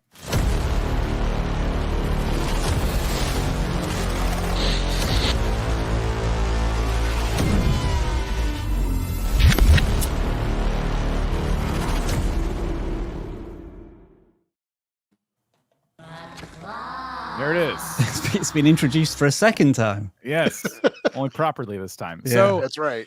this is our random number picker, and we are going to use it to pick numbers randomly. There are 74 responses, but they're rolling in 84 responses. I'm just going to bump this to 100, 100, and we're going to pick one of the non-gaming channels. 82. 82. Hey, keyboard. 82. So you just love how streamlined our live streams are. Like, everything works flawlessly every single week. Come on now, dog. But those sound effects, I'm never going to tire of them. Tale. Oh wow! All right, this is a non-gaming. Is this a gaming or a non-gaming? A non-gaming, supposedly. This is a VTuber. Yeah, they said in the form they do long-form videos on animated horror stories. Okay. Oh, cool. Are they making the horror stories? Seems like they are. It seems like this is like them creating the horror stories. Can we watch one of them? Maybe muted. Oh, this is Oh, cool. this looks like AI to me. It does, but it's still a cool Well done. concept, though. Yeah. What's the popular AI tool that does this type of video? What's it called? No, they don't say. It escapes me. I do apologize. So they are using like a voice changer. It sounds like a human reading through. It sounds just like this. Yep. Like that. Yep. And that's them. It's them kind of getting you geared up. They're telling a story. So this is like purely like them, I believe, telling a story. I don't think it's a review of like another film or something. I think this is like them taking you on a journey. It's like a story reading channel, because there are channels that do this, like in literature type channels where they do horror story reading or love story reading or stuff like that. So it seems like they created a character to sort of fit the vibe of the types of stories that they're reading, which to me is quite interesting, and an interesting use of AI for instead of just creating a VTuber avatar, which to me it's interesting. Like, it feels like a VTuber would have been easier to use versus this, but It's hey, been done. This is something True. new and fresh. I guess Yeah. here's my question now. This is what I'm always interested in. So go back to that video, Dan, the one that we were watching, and we're about 30 seconds in, and it was kind of interesting. Now, skipped over to minute 7. And then just play it there. All right, so now it's changed to maybe static images and they're trying to tell a story. So they introduced themselves first with this unique, fresh look. And now it's a storytelling element. Okay, that's because what I was going to say is if they'd used that same camera view throughout the entire video, I think viewers would have turned off after about a minute because it looks cool, but it quickly gets old.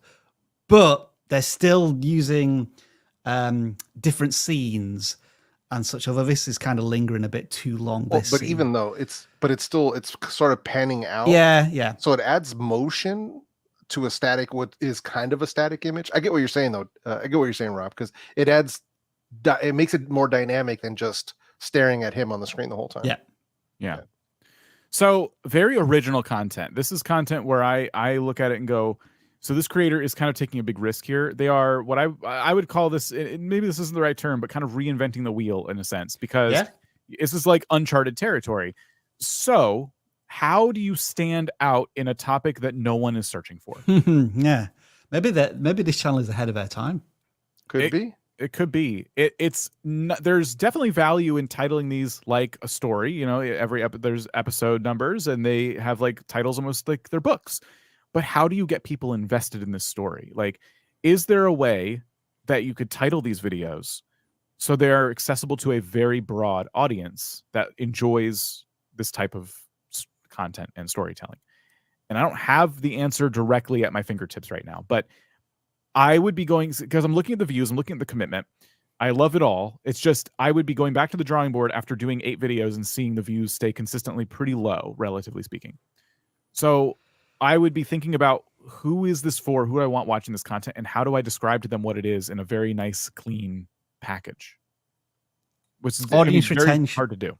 Audience retention is probably an interesting metric to look at this point with what 8 videos done.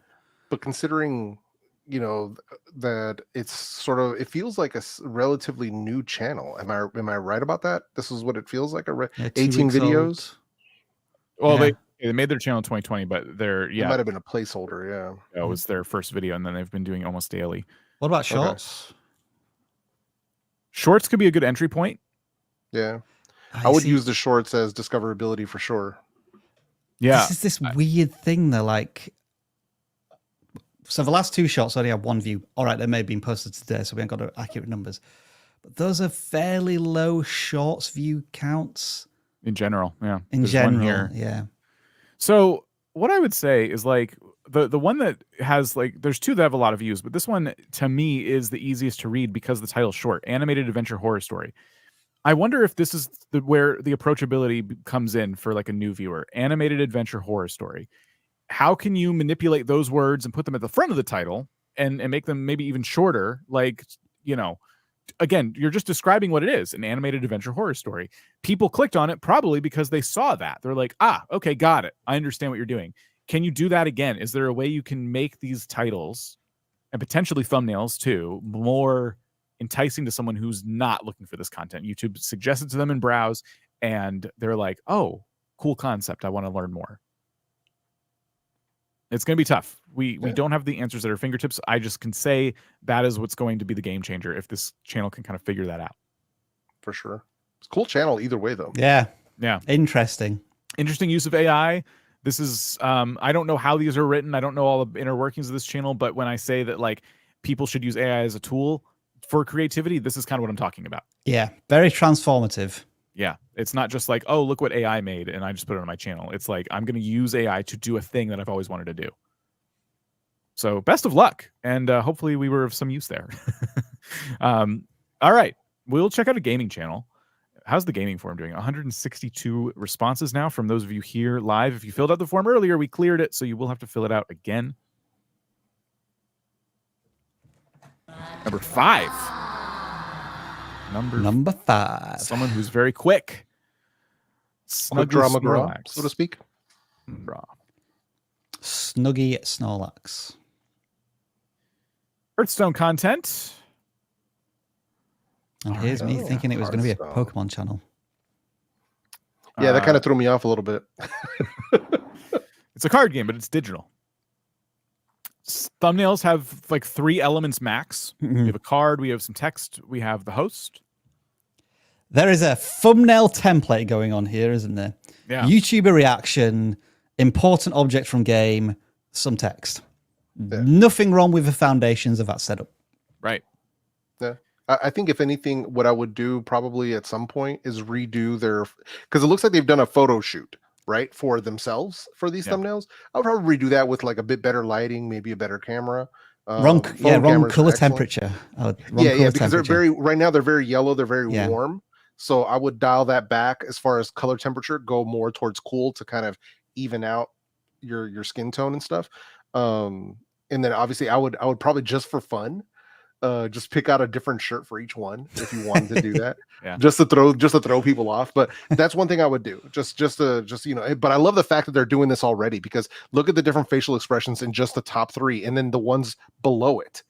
You see what I'm saying? Like how many pictures, like, so that I like the fact that they're taking that approach. It's very Roberto Blake-ish, which is one of the things that I love. But I got to give them props for that, because even though it looks sort of templatized, it does give it branding and there is consistency with these thumbnails. So if you're on one video and you look at the up next suggested, odds are you're gonna be able to tell which one is another one of their videos. So I like that part of it for sure. I think the titles are pretty good as well, in that they're challenging the viewer in some way, posing a question, or there was this tense moment in this particular game that I was playing, perhaps a bit wordy. You know, I'd almost level that criticism at the thumbnail as well a little bit. That the 25% over complicated, you know, because of the colors and the elements and whatnot. But, you know, all of these things just like tone down just a touch on each element, which I think would be good.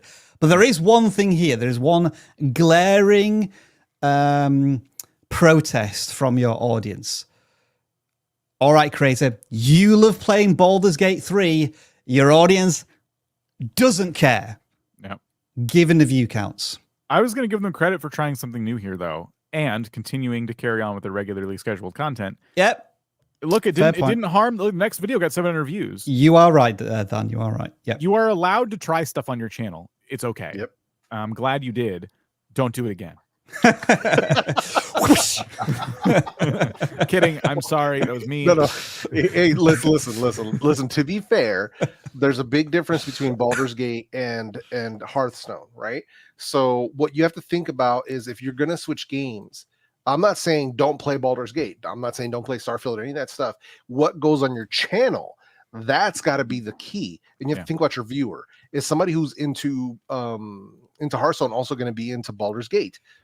Maybe bit of crossover there, but it feels like those two games are very, very different as far as who's playing them. Whereas opposed to if you're playing a digital card game, what's another digital card game that would be similar to Hearthstone that your audience might also be into, right? As opposed to, like, if I'm playing Call of Duty, very, very different is going to be going over to something like Mario Kart versus going into something like Fortnite, right? Or something like, so you guys get what I'm saying? Like, try to keep it within the same genre, within the same viewer's interest. That's all I'm saying. I love experimentation, but try to think about your audience. I am the YouTube algorithm, and you dare to defy me by playing this putrid Baldur's Gate 3. Begone! Begone! I want more Hearthstone. Give it to me. Thanks. Where did that come from? Yeah, I don't know. It was very weird. I was gonna say, so they have streamed before, just once. I was gonna say there is precedent for doing something like this on a live stream, because live streams are way more community focused. You know, so if you really do want to bring people along with you on a journey that's not what they're used to, you could do that. Those streams will not get the views your videos get or anywhere close, but you could do that. And an example of that is a Canadian guy who we've talked to before. They kind of set a precedent here in my mind, because they cover Crash Bandicoot and Spyro, but every so often they do the Carters too. Like they're just playing these different games on their streams, you know. Scalar, It's rare. Tears of the Kingdom, not even a Sony game, So they bring their community along. You can see the view difference when they play Crash, 5,000 views. When they don't, 2,000 views, 1,500 views. It's okay though. So it is another place if you're like, I really want to play this with my audience. That is like another option for you. Yeah. Or just don't do it. Streaming it, maybe, but yeah. Cool. All right. So thank you for submitting your channel. Any other? All right. Okay. Just making sure. Oh, by the way, there was an uprising in the chat when Rob changed his voice. Including from our vidIQ team in the chat. There was a lot of face palms going on. Just giving you the heads up. I think I've created a new character. That's what I think. The YouTube algorithm. And when you're not here, I can do it. No, it doesn't quite have the same. I don't have the same reverb on it that you do. Yeah, it doesn't have the same gravitas. All right. I'll just use this filter the whole time. Your click-through rate means nothing to me. Right. Okay. So anyway, we'll pick a channel. 225. And we've got 225 responses. I put in 76 here. So we will type in 76. Make sure we typed it right. And we will see Vicarious Living. That's a weird YouTube link. Hiking and gear reviews. All right. I went to their videos and we have 65 subscribers, 104 videos with pretty decent view counts in some of these.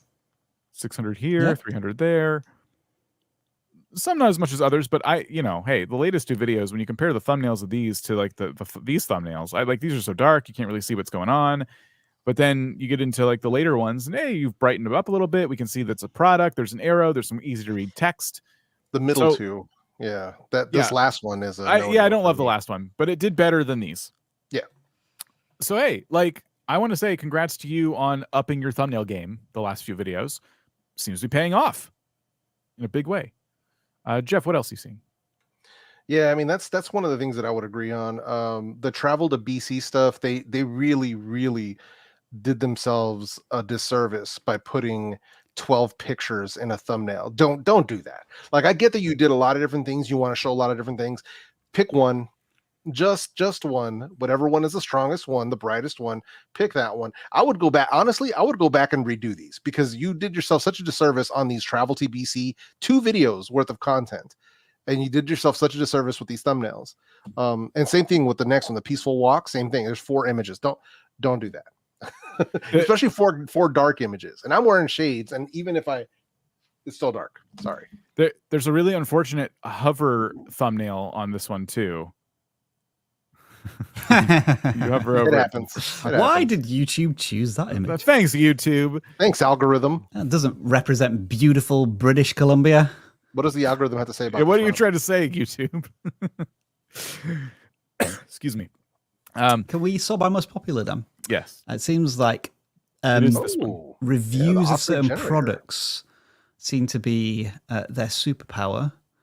They do have some experiences and journeys and travel vlogs, but when this channel reviews stuff, I guess the search algorithm is interested in their content. Well, yeah. Plus, it can be really lucrative for them on affiliate side as well. So if they want to focus, not saying their whole channel has to focus on it, because obviously you want to show why you're using this stuff, obviously. So there's a place for both on the same channel. But making sure that you can kind of continue in with some of these product reviews and stuff that makes sense for people. And then when you have enough products, start creating listicles of, what are your best off-grid power, what are your best hammocks, what are your best packs, what are your best hiking boots, whatever it is, what's your top 5 rain gear, whatever it is, but start coming up with those lists, because this is a good way for a channel to fund itself. Which is how I did for myself. The listicle videos that I did on my own channel are what monetized me in a way to where the channel started paying for itself.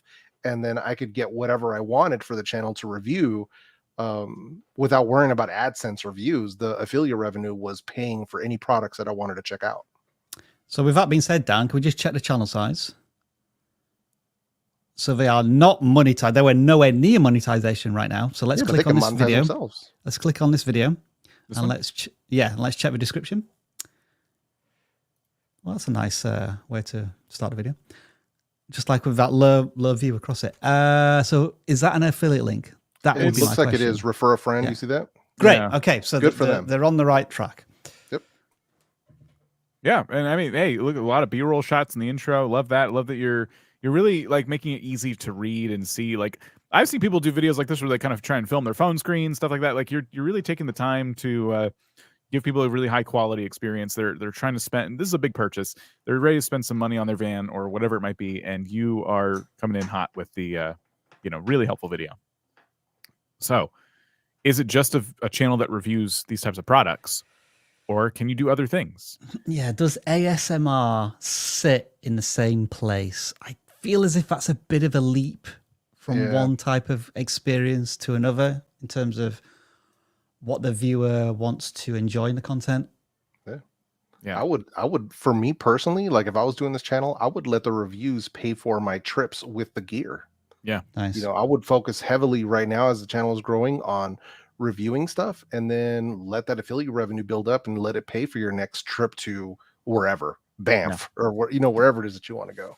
When you travel, my suggestion would be to try and focus that particular video, or if it's a series of videos, but like each video should have a particular focus on a specific element of that trip. So if you go camping in the woods in a certain location, it's not about where you went, it's about what you did. You built a shelter.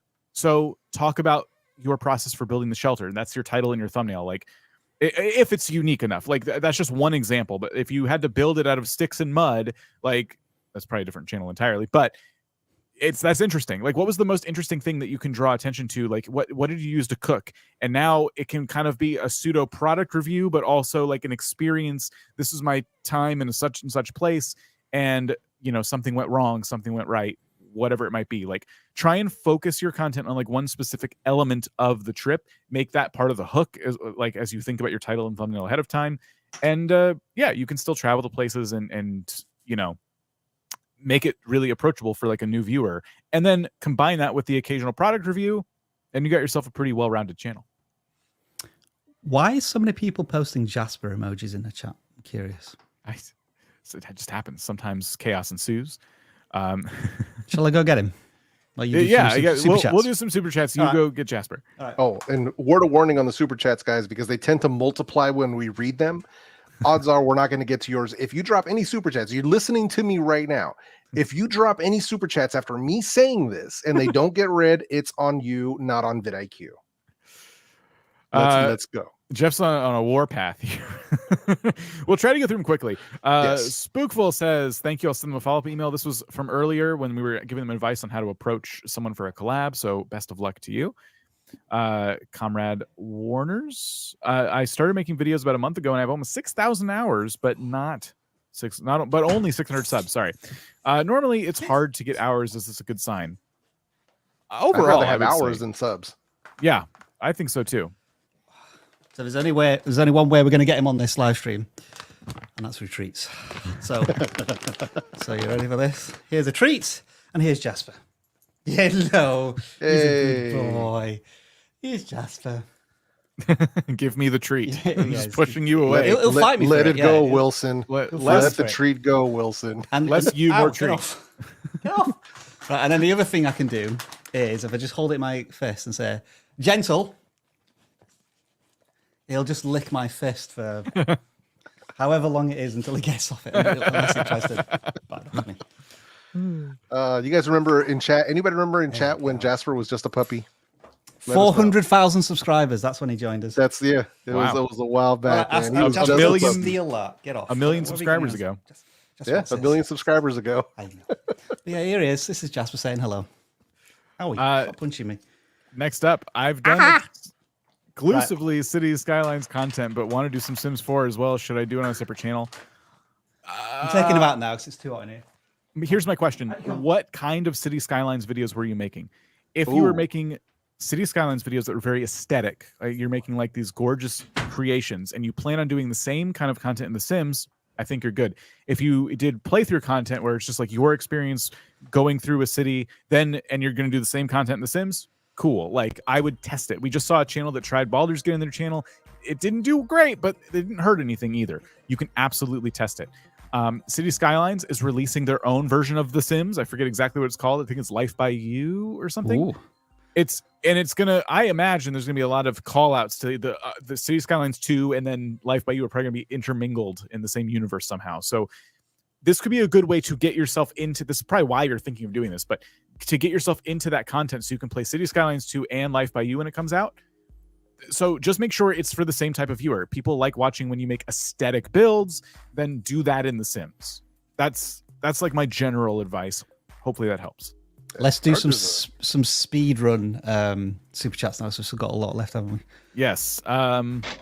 Jackie Olog says, used to run a gaming channel. My partner and I thought of making a new channel. Any tips on trying to get both of us motivated? We struggle on trying to press record.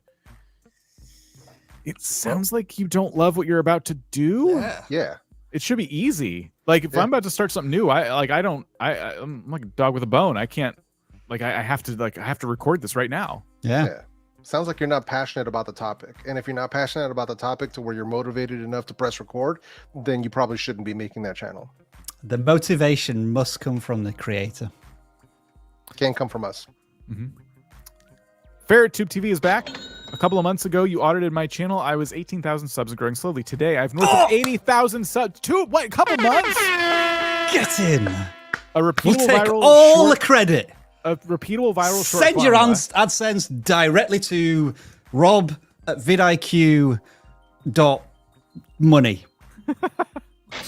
So they've done this recurring theme of the ferret run games, and that's their YouTube short strategy, and it's working very well. Nice. Congrats. Congratulations. Yes. I was just thinking about this the other day. When I see a short that I really enjoy, my first thought is to go look for more of that person's shorts. I don't even think about their long form videos. I just go straight to their shorts feed. So if you're consistently doing the same kind of thing in your shorts feed, I think that's what people might be doing. Congrats. I am the YouTube algorithm, and I love ferrets. Jake Thompson says, when my videos first go public, they're suggested by videos that have nothing to do with the subject of my video. How can I fix this? It's kind of the YouTube home feed, right? Like if that's what we're talking about here, I'm just clicking in there right now. It's doing its impressions thing. If you watch the video that Rob dropped yesterday, they do explain how videos initially get seeded out to an audience. So that actually would explain a part of what you're asking here. There really is no fixing of that because YouTube is trying to figure out who your viewers are for this particular video. You want that, really. Yeah. People with different interests are being introduced to your content. How do they know that their video is being suggested by videos that have nothing to do with their subject? I imagine it's like finding your video on another account on the home feed. But yeah, it could be something else they're referring to entirely. But we're just going off of assumptions right now. If you're just going off the data, like videos suggesting my video. Sure. Yeah. I've seen that happen with my channel, but it's usually in the beginning, it's very confused, like in the first day or even in the first couple of hours. But after a couple of days, it really lines up with what it's supposed to be. So I really wouldn't sweat this metric. I mean, because depending on who's watching the vidIQ channel, there's a few different things here, right? Video from Travis. Why is it recommending Travis's stuff? I don't know. YouTube. Who's been watching that rubbish again on our account? Mr. Beast Gaming, but it's trying to best guess what kind of content we want to watch, and not just that, but at what time. Like we could be in the mood for a gaming video, or we could be trying to learn and grow our YouTube channels. Like there's people like different things at different periods of the day, and so you want your videos kind of like around. And people click on them and YouTube's like, okay, got it. The same type of person keeps clicking on this video and it's going to get recommended in different areas of the site. So I wouldn't overthink it. As long as you're catering to that one audience, you're doing it right. Yep. So I have a hot take on the iPhone 15. We believe that it's going to start being charged by USB-C, right? That's one of the big edicts. I thought it was already happening. I reckon Apple are going to somehow put some software into the cable so that only official or MFI USB-C cables charge at the fastest rate, and then they charge slower from third-party chargers. Hey, I wouldn't be surprised. Or data transfers are slower or faster. That's what I think.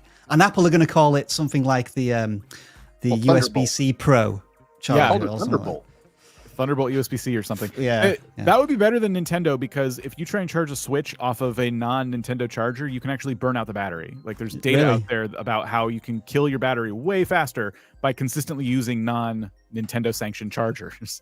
So they just used a weird voltage or wattage or something, and yeah, that's, you find a nerd to talk about that. I'm not the person to go to, but don't charge your Switch with anything but a Nintendo thing. I have a traveling adventure channel. Can you please talk about research regarding a location? Worth or not creating a video for the location? I mean, first I would be looking at Google Trends as well as YouTube search to see if there are any outlier videos for that stuff. But I always start with Google Trends to see, do people care about this on the web? And you can sort it by YouTube, actual like YouTube on Google Trends. So you can see over time, is this trending up? Is this trending down for this particular location? That's where I would start. Look at the top places people tend to visit when they go to that location. And then you can come up with lesser known places. You can try and talk about things that people don't normally talk about when they mention those places. But like when people do that research, they're just trying to figure out, I want stuff to do. I'm about to spend all this money going to this new place. I want stuff to do. Try to like get in there and say, well, you don't want to just do that. Like if you're going here, you should also visit this, this, and this, because you'll be right there. You know, like think about it from the eyes of someone who's about to go on that trip. What are they looking for? What are they typing into search? And if it's something trending or there's something new has happened in that location, try and include that in the content as well. So you're giving a fresh new perspective, because it can be hard to provide something new about a location that's potentially been there for hundreds of years, if it's a town or a city, or thousands of years, if it's a geographic location. A Midnight's Tale, are animated horror stories too specific of a genre? We did look at your channel a little while ago. I don't think so. I don't think so. It's just horror stories. You're telling stories in the horror genre. I don't think it's a specific genre. It's just a new type of content we haven't personally seen before. How do you reach people who just like horror stories? Like, you know, like cozy mysteries are a whole thing, right? Like I would try to find the equivalent and then try and figure out what that audience is, how they find their content normally. What's the equivalent of like cozy mystery as like a keyword? Nero codes. First time joining, super helpful. Thank you. Love to hear that. My silver journey. Will a video posted tomorrow kill the traction and progress of a video posted today? Will YouTube stop pushing the first video in favor of a new one? No. But I've noticed slowdowns, like when a video is posted and one's doing good, the real-time views on that tend to go down, but it doesn't seem to affect the long term. Like people watch that one, new viewers will come to it and go, what else did they do? And then they'll go back, you know, like, so it's kind of like just a new entry point to your channel, if that makes sense. What is the reason for posting this video when you want to post it? If it's time sensitive, and absolutely it needs to go out now. As an example, as we said, we've just had a video that's 1 of 10, but we're still posting a video tomorrow because it's about a time sensitive subject that we want to get out there as soon as possible. So, you know, do you need to post it tomorrow? If not, then maybe to give you a bit more breathing space in your schedule, you might want to delay it a little bit. But typically speaking, it doesn't impact. Unless you're posting like a video every hour or something, and then your viewers just get exhausted and they'll start missing videos. Yeah. Her Square's dating pool show. I took my channel into a different direction. Views took off. How can I capitalize on getting more views? Keep going in that same direction. Yeah, stay on that track. You've pivoted. You answered your own question. Yep. We're not, like, unfortunately we can't look at your channel right now, but hopefully that makes sense. Like, you want to keep doing the thing that's working. And if you don't, then why did you make that content in the first place? You've fallen into the viral trap. Yeah. The Sacred and the Strange became a member. Thank you so much. No, Jeff, no. Dun, dun, dun. There goes That's our monetization. Stop it early. Bum, bum, bum, bum. Copyright claim coming our way. Golden Mindset, Huffit versus Rob. Who's bald is more shiny? Vote in the comments. I think Jeff is certainly more bald than me. I still have like a bit going on there. But you, how often do you shave, Jeff? Like very, very frequently. I think I do it like every 2 or 3 weeks. Shave every other day normally. Right. So yeah, you're full on shaving, going for the bald look. It's just easier this way. I'm just lazy. I can't be. And Sarah needs to help me do it. And so No, I can maybe get her to help her I've got once a week. something for you, Rob. I'll send you an affiliate link. I've got something for you. It's like a I flow wouldn't do it every really other day short. if it wasn't easy. So I got something for you. But Nice. That's it, Look that's forward it to man. No more super chats. If your That's super it. chats came in after I gave you guys the warning and they don't get read, that's on you because I warned you. Thank you for your super chats. I'm sorry we couldn't get to all of them. And we will be back next Tuesday with more channel reviews. And tomorrow with a new video, evidently. We got videos every day. We got something every day, and it's all free. And we appreciate you guys for being here. That's it. But remember, final thoughts. Turn on the notification bell. Yeah. Because occasionally we do random stuff that comes out of nowhere for your informative, educational, entertainment pleasure. You never know when that's going to happen. Nope. I was looking for the outro. It would have been a good place to end if I had found it. Yeah. Damn. Any other final words before I click it? Nah, I got nothing. Let's just go. Nothing? You want me to just click it?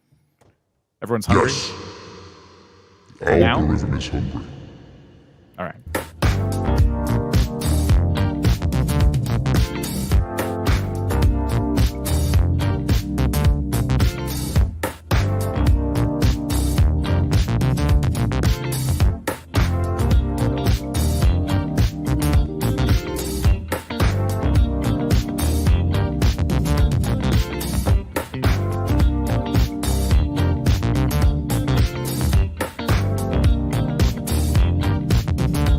Ha ha ha ha ha.